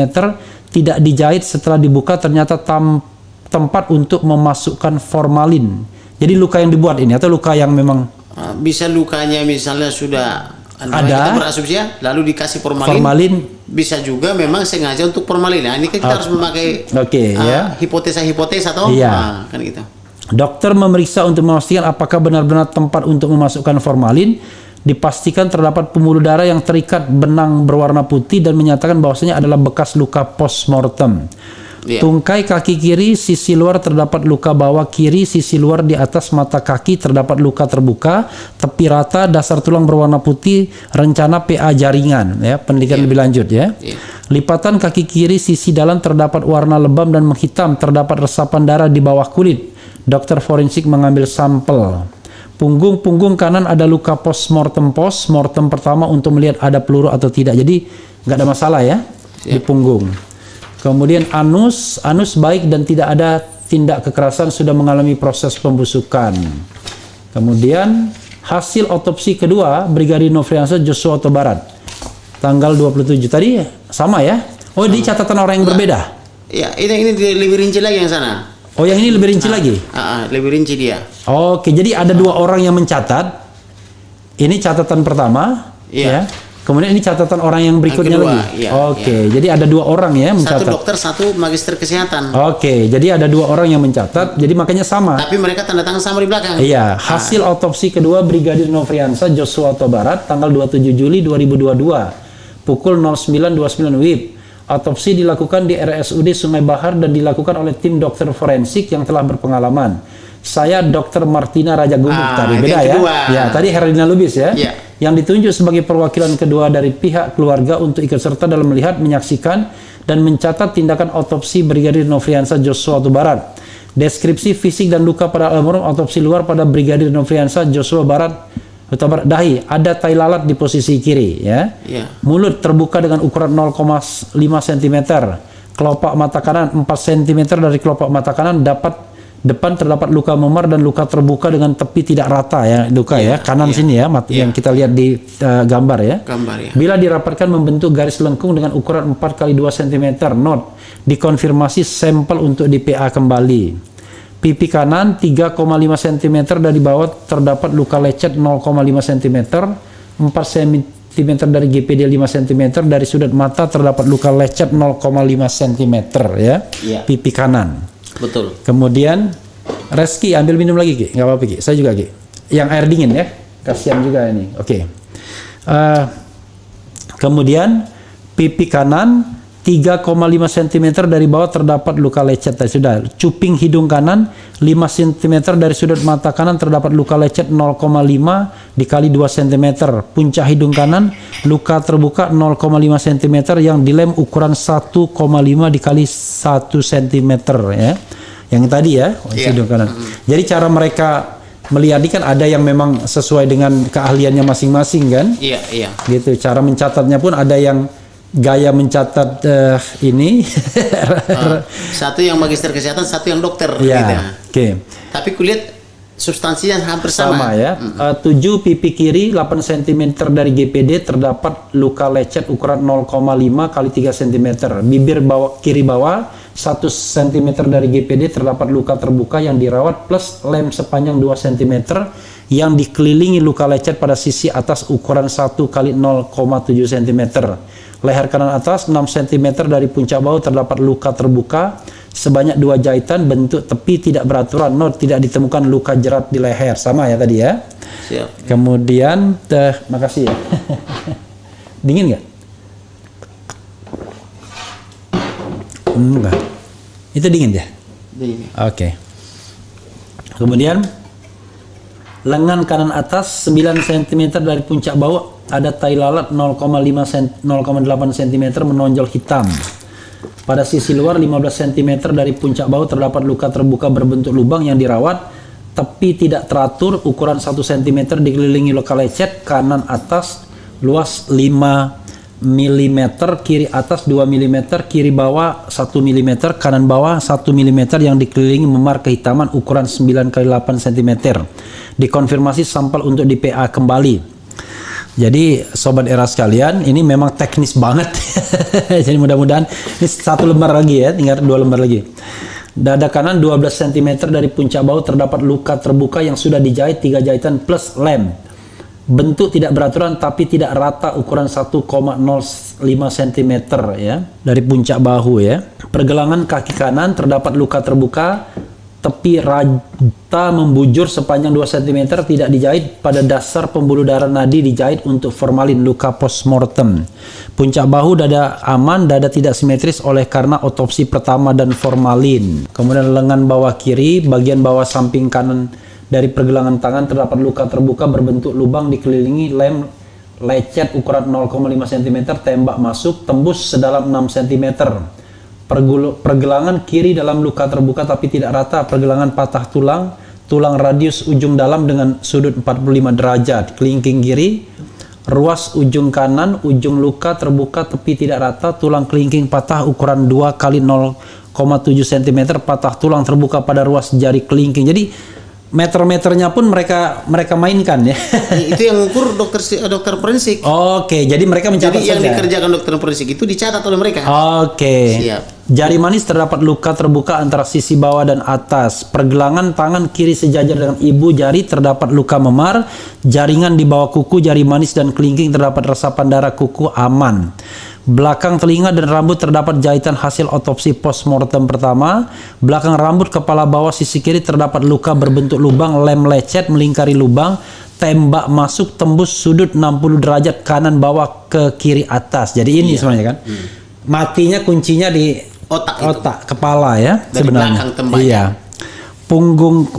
Punggung kanan terdapat luka terbuka tepi rata yang telah dirawat setelah dibuka postmortem pertama untuk melihat ada peluru atau tidak. Anus dan alat vital kelamin tidak ada tanda kekerasan. Tungkai bawah kiri sisi luar di atas mata kaki terdapat luka terbuka tepi rata, dasar tulang berwarna putih. Not dikonfirmasi untuk di PA kembali. Lipatan paha dalam kiri berwarna lebam kehitaman yang terdapat resapan darah. Not dikonfirmasi untuk di PA kembali. Sampel perut kanan atas untuk di PA kembali. Kemudian autopsi dalam, pada saat organ dibuka terdapat plastik bening untuk menghindari cairan formalin keluar. Dada kanan ditemukan fraktur pada iga 3 dan kanan atas dapat kiri bawah belakang berakhir di ICS 8 punggung sisi kanan. Belakang kepala terdapat luka tembak masuk ya. Pemeriksaan luka luar nomor 20 pada sudut kiri atas belakang ke kanan, depan bawah menembus hidung sepanjang 12 cm. Not awalnya disonde untuk memeriksa apakah menembus mata kanan bawah depan, namun ditemukan hambatan yang diperoleh peluru yang menembus kepala belakang saat di dalam kepala yang menembus ke hidung ya. Siap. Jadi dicoba dulu karena matanya kan juga kan. Iya. Ternyata ketika disonde ke mata tidak tembus, tapi begitu disonde ke hidung tembus. Nah, berarti tembakannya itu lurus dari belakang ke hidung. Ke hidung gitu. Itu maksudnya ya sobat era sekalian ya. Pada mulut tulang rahang bawah patah, namun mulut tidak bisa dibuka pada pemeriksaan luar. Pada bibir bawah kiri terdapat luka menembus kulit mematahkan tulang rahang, tembus di leher sisi kanan bawah. Arahnya sonde pada pemeriksaan dalam dari kiri atas depan ke kanan bawah, depan dengan sudut 45 derajat dengan panjang 6 cm. Tulang tengkorak belakang bagian dalam patah, oksipital, luka berbentuk lubang yang membentuk corong ke arah dalam 2 cm, diikuti retak tulang sekitar sampai basis krani. Karena tulang tadi, karena ini tadi ya. Sungai Bahar 27 Juli 2022 ya. Perwakilan keluarga pertama Herlina Hidayah, perwakilan keluarga kedua Dr. Martina Raja Guguk yang kedua ya. Iya. Kemudian ada Samuel Huta Barat Saksi, orang tua saksi daripada satu ya. orang tua daripada almarhum Ya. Samuel. Kemudian Samuel itu orang tua ya. Iya. Saksi dua Ulianti Kurniawati, siapa dia? Saya nggak tahu, tapi kan waktu saya bilang minta saksi 2. Oke, Nah, jadi ini rupanya mereka bikin saksinya jadi orang tuanya kan gitu. Oke, jadi sobat era sekalian itu tadi ya. Mungkin kalau terlalu teknis, maklumlah ya. Saya pun tidak semuanya paham yang diomongkan, tetapi intinya kalau kita lihat dari semua ini, Iya. yang paling penting itu adalah luka ditembak di belakang itu ya. Nah, dan selain luka tembak 4, banyak luka lain. Itu Iya, intinya. Artinya iya. tidak benar tembak menembak. Iya. Tapi kalaupun tembak menembak kan nggak mungkin dari belakang. Kan kalau tembak menembak. Tembak menembak mungkin saja kalau pelakunya banyak. Iya. Menembak satu kan gitu. Ada yang Iya. dari depan, ada yang dari belakang, Iya. ada yang samping kan gitu. Kalau ini kan diceritakan kan mereka berhadapan. Kalau ini kan diceritakan kan oleh karo penembak kan 1 lawan 1. Iya, dan kemudian Nah, pertanyaannya siapa yang nembak dari belakang? Iya, Baradae di atas kan kira-kira begitu. Jadi nggak mungkin kan kenanya di belakang kecuali dia sengaja ngasih belakang ya kan, kira-kira begitu. Tapi Iya. kalau kita lihat di situ yang mematikan itu adalah tembakan di kepala itu, ya kan? Sama yang di dada. Yang di dada, karena dada kiri ya, Iya. itu. Jadi ada 2 kemungkinan tembakan yang ada 2 tembakan yang mematikan di kepala belakang sama di dada. Tetapi pertanyaannya, siapa yang mematahkan jari-jari, jari kelingking, Ya. jari manis dan pergelangan tangan? Termasuk juga luka di kaki tadi. Siapa yang menyebabkan luka di kaki kiri? Iya. Kalau luka kanan katanya kan mau masukin formalin, yang Iya. di kiri siapa? Terus yang di bawah lutut kiri siapa? Iya, Yang di bawah dengkul maksudnya. iya. Nah, kemudian yang di apa? Di bahu kanan siapa? Iya. Termasuk kaki yang nggak rata tadi. Nah, terus di situ tadi ada juga itu sampel apa itu diambil di bawah ya ke Jakarta, sampel ginjal. Itu Iya. permintaan saya. Jadi sebelum dilakukan otopsi ini kan kami kan sering rapat. Iya. Rapat pertama dengan berapa belas atau berapa puluh jenderal itu di Iya. Baris Krim Polri. Saya Iya. diterima, saya jadi pembicara di situ ya. Iya. Setelah saya bicarakan semua ini sesuai gambar-gambar video dan bukti-bukti yang saya Oh, temukan. di Baris Krim Polri. Iya, Iya. saya diterima oleh belasan sampai puluhan jenderal itu. Iya. Nah, waktu gelar awal Iya. dan mereka Waktu tidak gelar perkara ya awal ya. gelar perkara awal, mereka Iya. tidak ada yang bisa membantah. Saya tanya, kenapa ada penjelasan Karopenmas menyatakan tembak menembak setelah 4 hari dan kalian diam saja menikmati penjelasan itu? Iya. Kenapa tidak ada yang objection, keberatan kan gitu? Harusnya kan objection. Kami melakukan otopsi bukan seperti itu. Harusnya kan begitu dong. Iya. Ah, Yang terlibat otopsi tadi kan? harusnya kan itu kan ada bintang 2 itu. Iya. Dan beberapa bintang 1 kan dari Puskesmas kan. Iya. Woi, kami keberatan bukan begitu yang kami otopsi kan harusnya Iya. begitu. Iya. Supaya tidak keterusan informasi dari Karopenmas ini yang tembak menembak kan. Menyesatkan ya. Ah, kami ada menemukan loh tembakan Tapi dari kalau belakang. Penmas dari mana sumber informasinya? Kata beliau itu dari otopsi.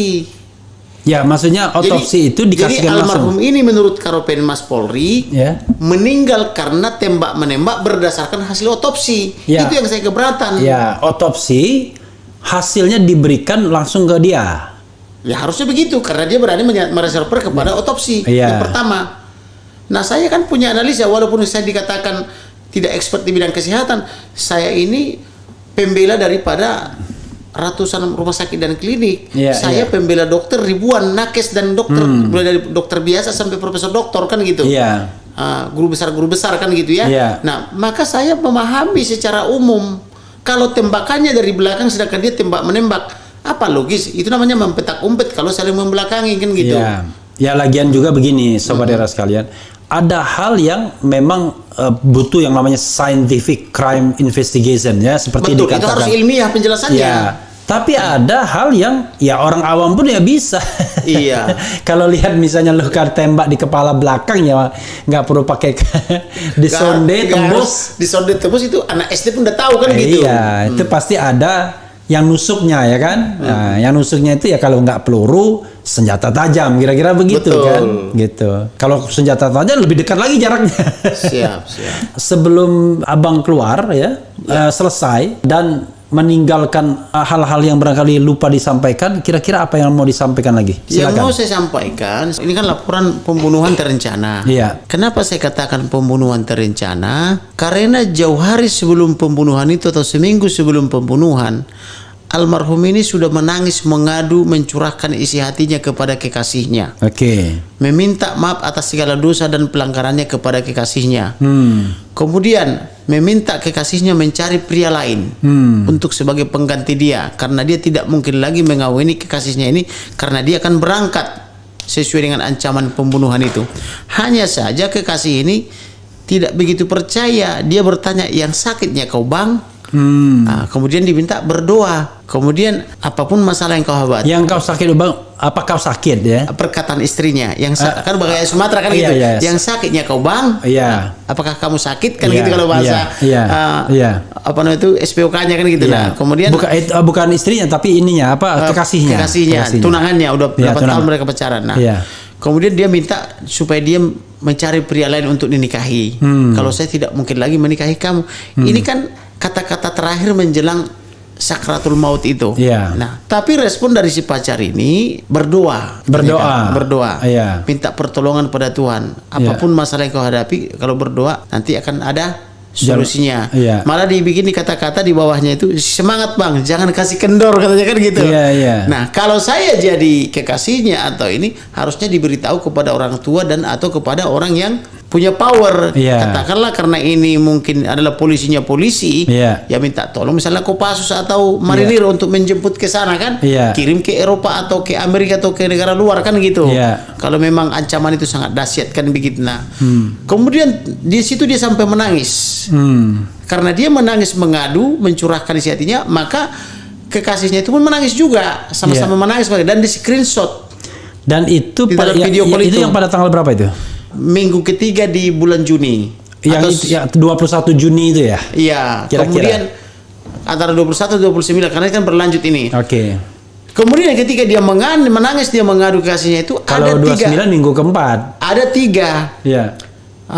squad yang nyinyir atau yang ngeledek gitu loh. Iya. Karena ketahuan dia sedang mengadu. Iya. Ada 3 suara pria yang nyinyir menurut kekasihnya ini. Iya. Nah, ini kan hasil investigasi saya nih, Iya. bukan investigasi orang lain gitu. Iya. Hasil karya saya mendatangkan 11 saksi ya. Iya. Saya kerja siang malam untuk mendapatkan ini. Nah, kemudian di hari terakhir tanggal 27 itu tanggal 7 Juli itu, tanggal 7 maaf ya, tanggal 7 Juli itu dia masih curhat lagi tentang rencana pembunuhan itu. Dia posisi di Magelang. 7 Juli? 7 Juli 2022. Enggak, 7 Juli sehari sebelum kejadian. Sehari sebelum pembantaian itu. Oke. Posisinya di Magelang. Itulah dasar saya mengatakan perluas ininya, locus delictinya sama tempus delictinya. Iya. Karena di Magelang itu dia sudah diancam apabila naik ke atas kita bunuh dia atau kita bantai dia.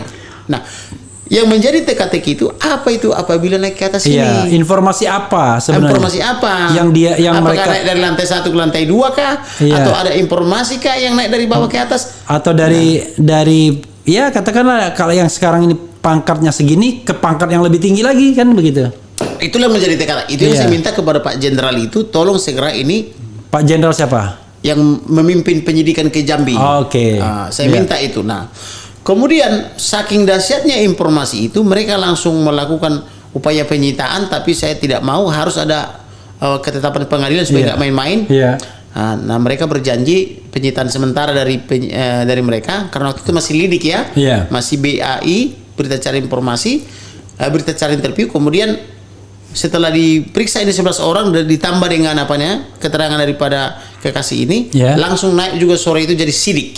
Oke. Jadi nggak lama dapat informasi Berarti dari 11 tanggal saksi. waktu pengaduan tanggal Bukan, pengaduannya kan udah di Jakarta. Iya. Kemudian udah gelar perkara. Iya. Segera setelah itu kan saya dapatkan saksi. Iya. Saksinya 11 orang. Iya. Nah, kami berangkat ke Jambi.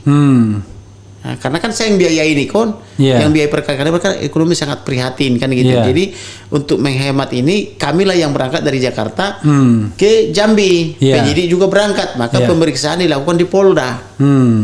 Nah, saya mendoktrin 11 saksi ini supaya datang ke Polda untuk mengatakan yang benar apa yang dilihat, didengar dan dialami. Iya. Nah, maka ini sebelum mereka diperiksa oleh penyidik kan saya gali dulu informasinya. Iya. Nah, setelah saya gali, maka saya serahkan untuk diperiksa. Nah, setelah diperiksa, ada satu yang mencurigakan. Iya. Keterangan daripada si kekasih ini tidak tercatat dalam BAI penyelidik. Iya. Maka saya protes. Saya samperin jenderalnya, ini ada apa ini? Ini kalian ini penyelidik Polri atau penyelidik sana kan gitu? Iya. Kenapa bang katanya? Ini kok keterangan dia ini tidak tercatat? Wah, lalu dijawab, oh ini udah kami dapatkan kok, udah kami screenshot kok, udah ada di handphone kami dan sudah lapor ke Jakarta. Oh, saya nggak mau. Harus tertuang dalam BAI. Iya. Nanti aja lah bang dalam BP. Saya nggak mau. Oke. Harus tertuang dalam BAI. Berita acara interview. Iya. Maka langsung saya tulis pakai tangan saya. Oke. Apakah ada keterangan tangan dewan? Ada. Saya catat begini. Saya tidak mau tercecer ini karena ini keterangan sangat penting tentang rencana pembunuhan ini. Maka setelah itu dicatatkan dalam BAI dan dikirim ke Jakarta, langsung gelar perkara Jakarta, naik status jadi sidik. Nah, karena sudah naik status sidik, besoknya aku dampingi lagi. Jadi non stop ini kerja. Nah, dinaikkan lagi menjadi pro justisia, menjadi penyidikan. Nah, saya tanda tangani lah surat panggilan untuk penyidikan untuk 11 orang saksi. Ditambah SP2HP sama ada satu lagi untuk panggilan saya jadi 14. 14 surat saya tanda tangan sekaligus. Nah, jadi ini kerja non stop kita. Tidak ada waktu nyari panggung. Kerja tidur aja nggak sempat. Nah, kemudian besoknya karena sudah pada pulang di sebagian saksi ini, kita bergerak lagi setelah pemeriksaan di Polda, bergerak lagi ke Sungai Bahar, menemui orang yang sudah pulang. Sungai Bahar itu dari Jambi berapa jam? 2 jam karena jalannya sangat jelek, infrastrukturnya sangat buruk. Jadi kalau kita jalan itu sebagian bagus, sebagian jalannya mesti ini goyang-goyang gini, jadi pusing. Karena kenapa? Karena kecepatan cuma 5 sampai 10 km per jam. Melewati hutan-hutan itu kan gitu. Nah, sampai di sana kita kan harus mendatangi 2 saksi dari RSUD yang memasang formalin di hari Minggu itu tanggal 10. Nah, kemudian menemui ayah ibunya, kakak adiknya, saksi tetangga dan sebagainya. Maka itu kita selesaikan sampai dengan jam 4 pagi. Di hari Minggu. Orang udah tidur mimpi-mimpi berapa hari, kita 3 hari belum tidur loh. Makanya saya keberatan kalau dibilang saya cari panggung gitu loh. Kita kerja siang malam nggak tidur-tidur, orang menyebutnya cari panggung. Nah, ada nggak orang yang kuat seperti saya seminggu nggak tidur? Saya mau lihat dia kemampuannya. Saya 1 minggu nggak tidur, terus bekerja. Setelah itu jam 4 balik kita ke Jambi lagi. Walaupun kita bayar hotel yang bagus, Swissbell, tapi tidak kita tiduri. Cuma taruh tas aja di situ. Cuma buat mandi di kota Jambi. Di kota Jambi. Nah, setelah itu kerja lagi dan seterusnya, udah beres semua, baru langsung balik ke Jakarta lagi. Saya balik ke Jakarta, nggak tidur, nggak ganti baju, nggak mandi. Bikin surat ke presiden, bikin surat ke wakil presiden, bikin surat kepada Panglima, bikin surat kepada Menko Polhukam, bikin surat kepada DPR Komisi 3, bikin surat ke RSPAD, Rumah Sakit Pusat Angkatan Laut, Angkatan Udara, RSCM dan sebagainya. Banyak surat saya kolektifkan. Itu udah tahu udah hari Senin. Senin itu tanggal berapa ya? Hari Senin yang minggu ini. Iya, minggu ini ya. Nah, kemudian langsung beli tiket lagi untuk terbang lagi. Senin itu tanggal 25. Nah, langsung beli tiket lagi hari Rabu. Rabu 27. Untuk mendampingi penggalian kubur sama otopsi ulang kan. Tahu-tahu ada informasi dokter minta rapat lagi karena sebelumnya kan rapat Zoom. Dia mau rapat offline. Waduh, terpaksa kita batalkan lagi itu tiket yang sudah kita bayar, terpaksa itu lunas, beli tiket lagi dipercepat ke Selasa. Maka belum tidur sampai Selasa, langsung terbang lagi ke Jambi. Langsung terbang lagi untuk rapat di salah satu hotel. Nah, di hotel itu sudah banyak petinggi-petinggi Mabes Polri di situ. Saya lihat ada satu ruangan yang sangat besar, mereka sudah di situ semua. Nah, kemudian saya mendampingi mereka rapat keluarga ini dengan dokter. Nah, disitulah negosiasi akhirnya diputuskan keluarga tidak boleh ikut, pengacara tidak boleh ikut memantau ke dalam ruangan otopsi. Kemudian tidak ada CCTV. Nah, maka saya protes kepada jenderal ini, bagaimana sih? Kemarin katanya boleh keluarga, boleh penasihat hukum, ada CCTV. Wah, saya di luar kendali saya gitu. Akhirnya nego-nego, akhirnya kita dikasih kesempatan kalau ada pengamat yang berprofesi dokter atau di bidang medis, boleh. Nah, ini sudah jam-jam, tinggal berapa jam lagi? Tinggal 7-8 jam lagi nih. Dan itu di malam hari. Tapi saya tidak mau putus asa. Saya berdoa, kemudian saya minta carikan orang yang seperti ini di Jambi ini atau di pelosok sana. Dapat. dan dalam tidak sampai 1 jam langsung ada itu Herlina. Dan dekat Lubis tadi. situ rumahnya. Betul. Nah kemudian ada lagi satu dokter, karena saya bilang kalau satu orang, Padahal tadi kan rapatnya di Jambi. di Jambi malam hari Iya. sekitar jam 19 jam 20. Iya. Nah besok pagi jam 4 akan ke pelosok kan Iya, begitu. iya. Tapi kita harus mencari lagi 2 ahli, perwakilan kita, duta kita kan. Nah, Iya. kemudian saya berpikir kalau cuma satu nanti bisa gampang diintervensi. Iya. Yang kedua, unus testis, nulus testis. Iya. Keterangan satu orang saksi tidak cukup kan Iya. gitu. Nah, Iya. maka carikan satu lagi. Oke. Dapatlah 2 ini. Kemudian langsung kita kasih surat penugasan, minta KTP, minta SKTR, surat SIP, surat izin praktek dokter. Kemudian minta ijazahnya bahwa benar-benar mereka itu Iya. lulusan di bidang atau expert di bidang kesehatan. Dapat itu semua, udah langsung kita susun semua. Lalu saya bentuk tim penggali kubur. Nah, 5 orang dari PBB. Iya. Semacam ormas Batak gitu ya, kepemudaan gitu nah. Bukan persekitaran Masa bukan. Itu yang berbaju merah gali kubur itu tuh. Iya. Nah, selesai itu sekitar jam 1 malam kita merancang itu semua, menjelang jam 2 kita mandi. Iya. Langsung bikin alarm bangun jam 4. Jadi kita rebahan 2 jam. Iya. Langsung berangkat lagi jam 4 pagi ke pelosok itu. Ke Sungai Dari Bahar Kota Jambi gitu. ke Sungai Bahar. Iya. Nah, nyampe di sana itu sekitar jam 6:30, 7, langsung jemput orang tuanya ke SD itu. Keluarganya kita bawa ke Rumahnya memang di lingkungan SD itu iya, ya. sekitar jarak berapa Iya, kilo gitu iya. loh. Nah, kita bawa ke situ. Nah, karena mau ada prosesi ibadah, silakan sebelum datang dokter. Maka adalah prosesi ibadah kurang lebih setengah jam. Jadi selesai langsung sudah datang dokter sekitar jam 7.30. Kemudian digali oleh 5 orang, kelelahan tambah 2 orang, kelelahan lagi tambah lagi 2 orang, diangkat. Kemudian kita bawa ke RSUD Sungai Bahar. Nah, RSUD Sungai Bahar itu berhadapan-hadapan dengan SD yang dimana ibu itu orang tua aja mengajar. Nah, Oke. kemudian diotopsi lah ini kurang lebih 3-4 jam. Nah, kemudian saya mengingatkan mengenai hak daripada almarhum. Iya. Karena dulu dikubur tanpa upacara kedinasan. Iya. Nah, saya minta karena dulu sudah kita sepakati diberikan kan gitu. Rupanya jenderal ini bilang ini di luar kendali saya, ada perubahan, kurang secara administrasi katanya.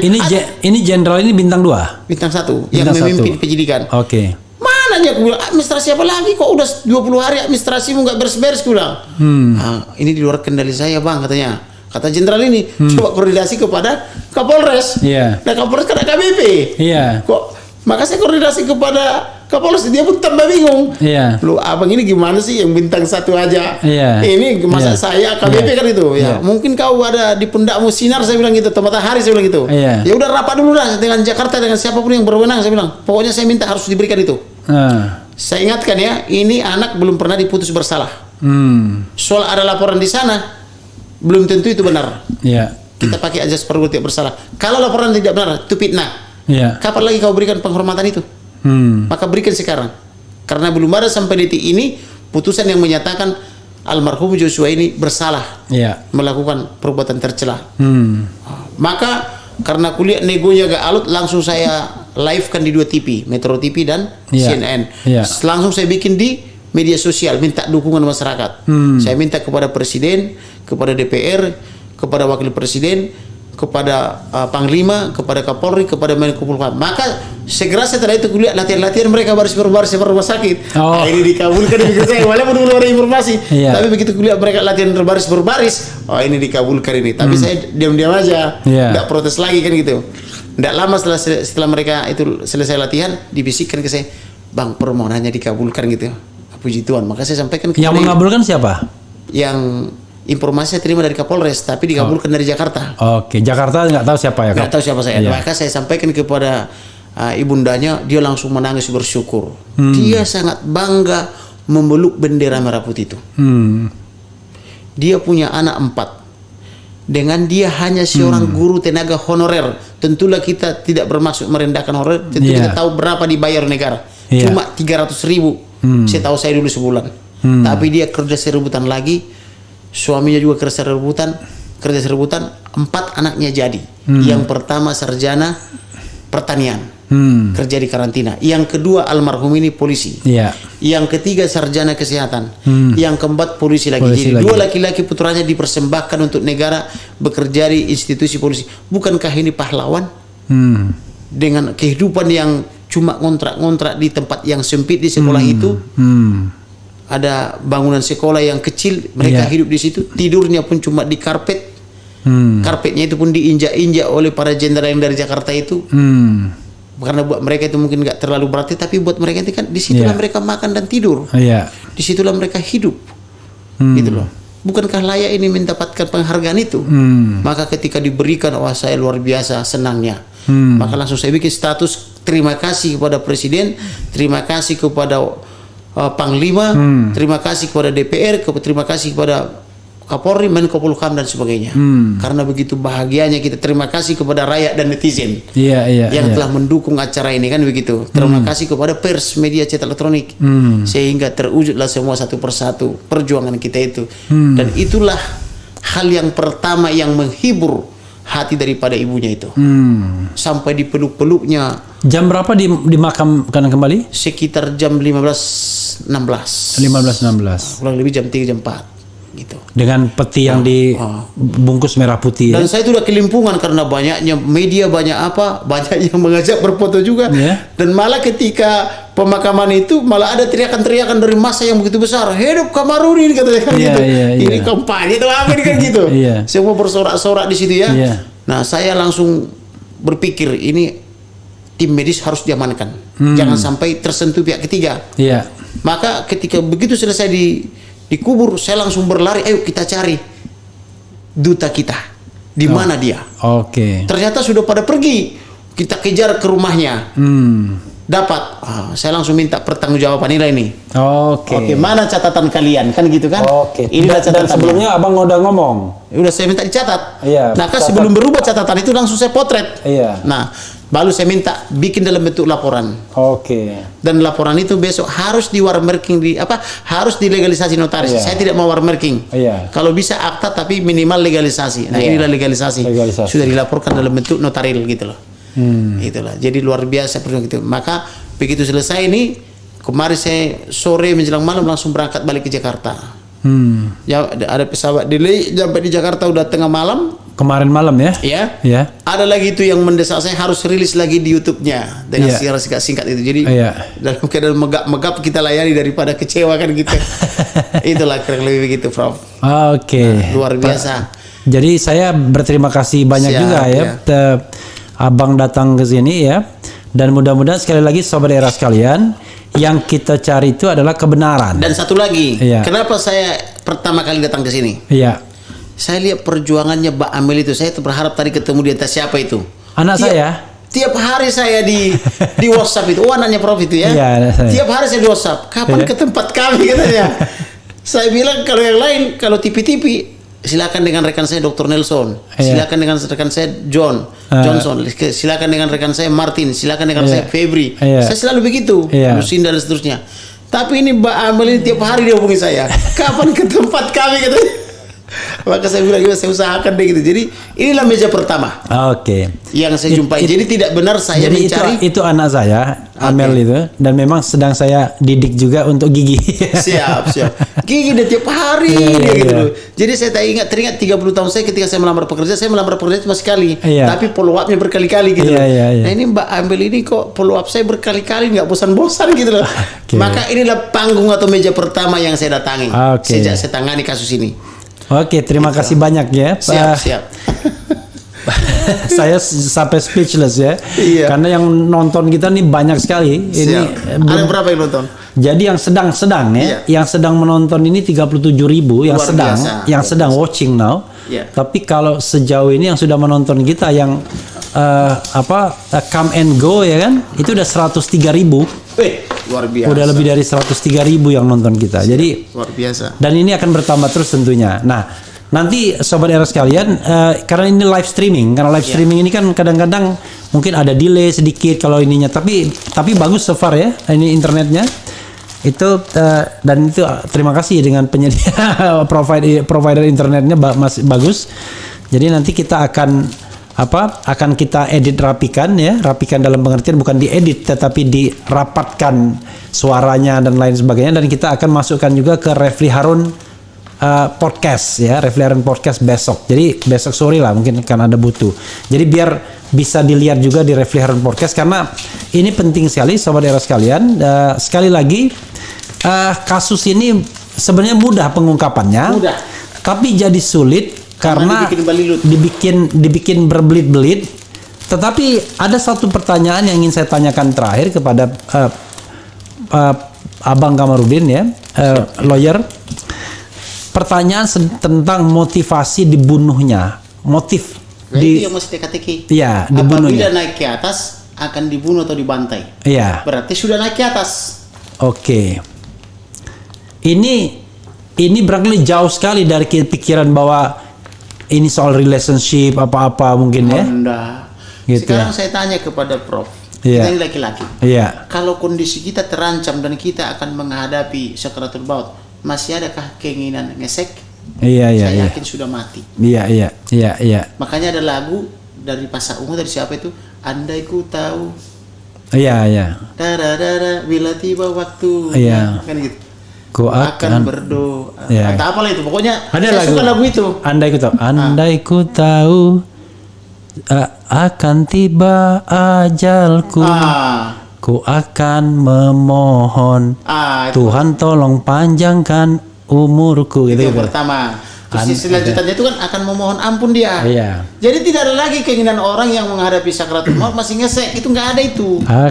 Ya intinya adalah dia walaupun dia tidak pantas di surga, tapi dia juga tidak mau masuk neraka. Kira-kira begitu lagu itu. Siap. Gitu. Ya, sahabat era sekalian. Lagu itu men. Andai ku nanti bisa diputar di soundtrack itu langsung. Andai ku tahu ya. Gitu. Ya, dan itu pernah jadi sinetron juga ya. Siap. Saya suka lagu itu. Iya, jadi pernah lagu sinetron yang dibintangi Raffi Ahmad. Saya kalau mendengar lagu itu saya menetes air matanya. Oke. Karena itu dalam maknanya. Iya. Oke. Andai ku tahu akan tiba waktuku, ku akan memohon Tuhan tolong panjangkan umurku. Gitu. Andai ku tahu. Luar biasa. Ini kan dia udah tahu. Aku takut akan semua dosa-dosaku. Aku takut dosa yang telah apa? Luar biasa. Iya. Oke. Luar biasa ya, udah jam 11. Iya, saya tidak ingin mendelay lagi ya. Siap. Silakan Abang Kamarudin closing statement Bang kepada pemirsa sekalian. Ya. Oke. Ke kamera Bang. Jadi apapun yang ingin Abang sampaikan ini sebagai closing statement. Inilah closing statement dari saya kepada para pelaku, siapapun Anda yang telah menghabisi nyawa daripada almarhum Brigadir Nopriansah Joshua Huta Barat, sadar dan bertobatlah. Anda mungkin berpikir bisa lari, tetapi saya katakan dimanapun Anda, kami akan buru, dan Tuhan melihat apa yang saudara perbuat. Sehebat apapun saudara-saudari misalnya melakukan atau merencanakan kejahatan ini, tapi di mata Tuhan semua terbuka. Oleh karena itu, bila Anda membutuhkan perlindungan hukum, segera hubungi saya. Saya berjanji akan melindungi jika Anda mau sadar dan bertobat.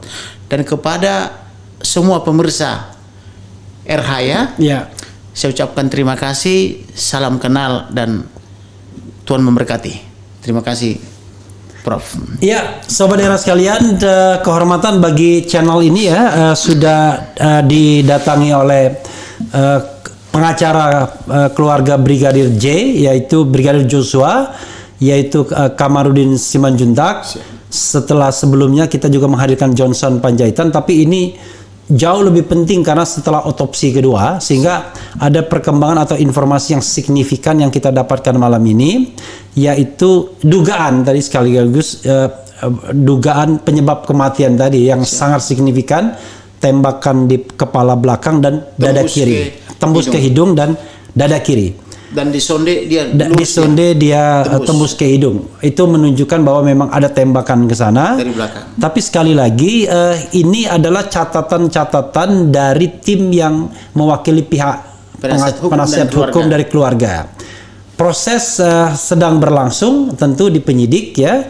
Tetapi di pihak otopsi. Oh dia dokter forensik itu finalnya nanti. Iya, enggak, maksud saya proses pro justisianya ini ya. Iya. Kita tahu proses pro justisia terus dilakukan penyidik, tapi kita tetap meminta agar kasus ini berjalan secara transparan, profesional, akuntabel, independen dan cepat. Cepat ya.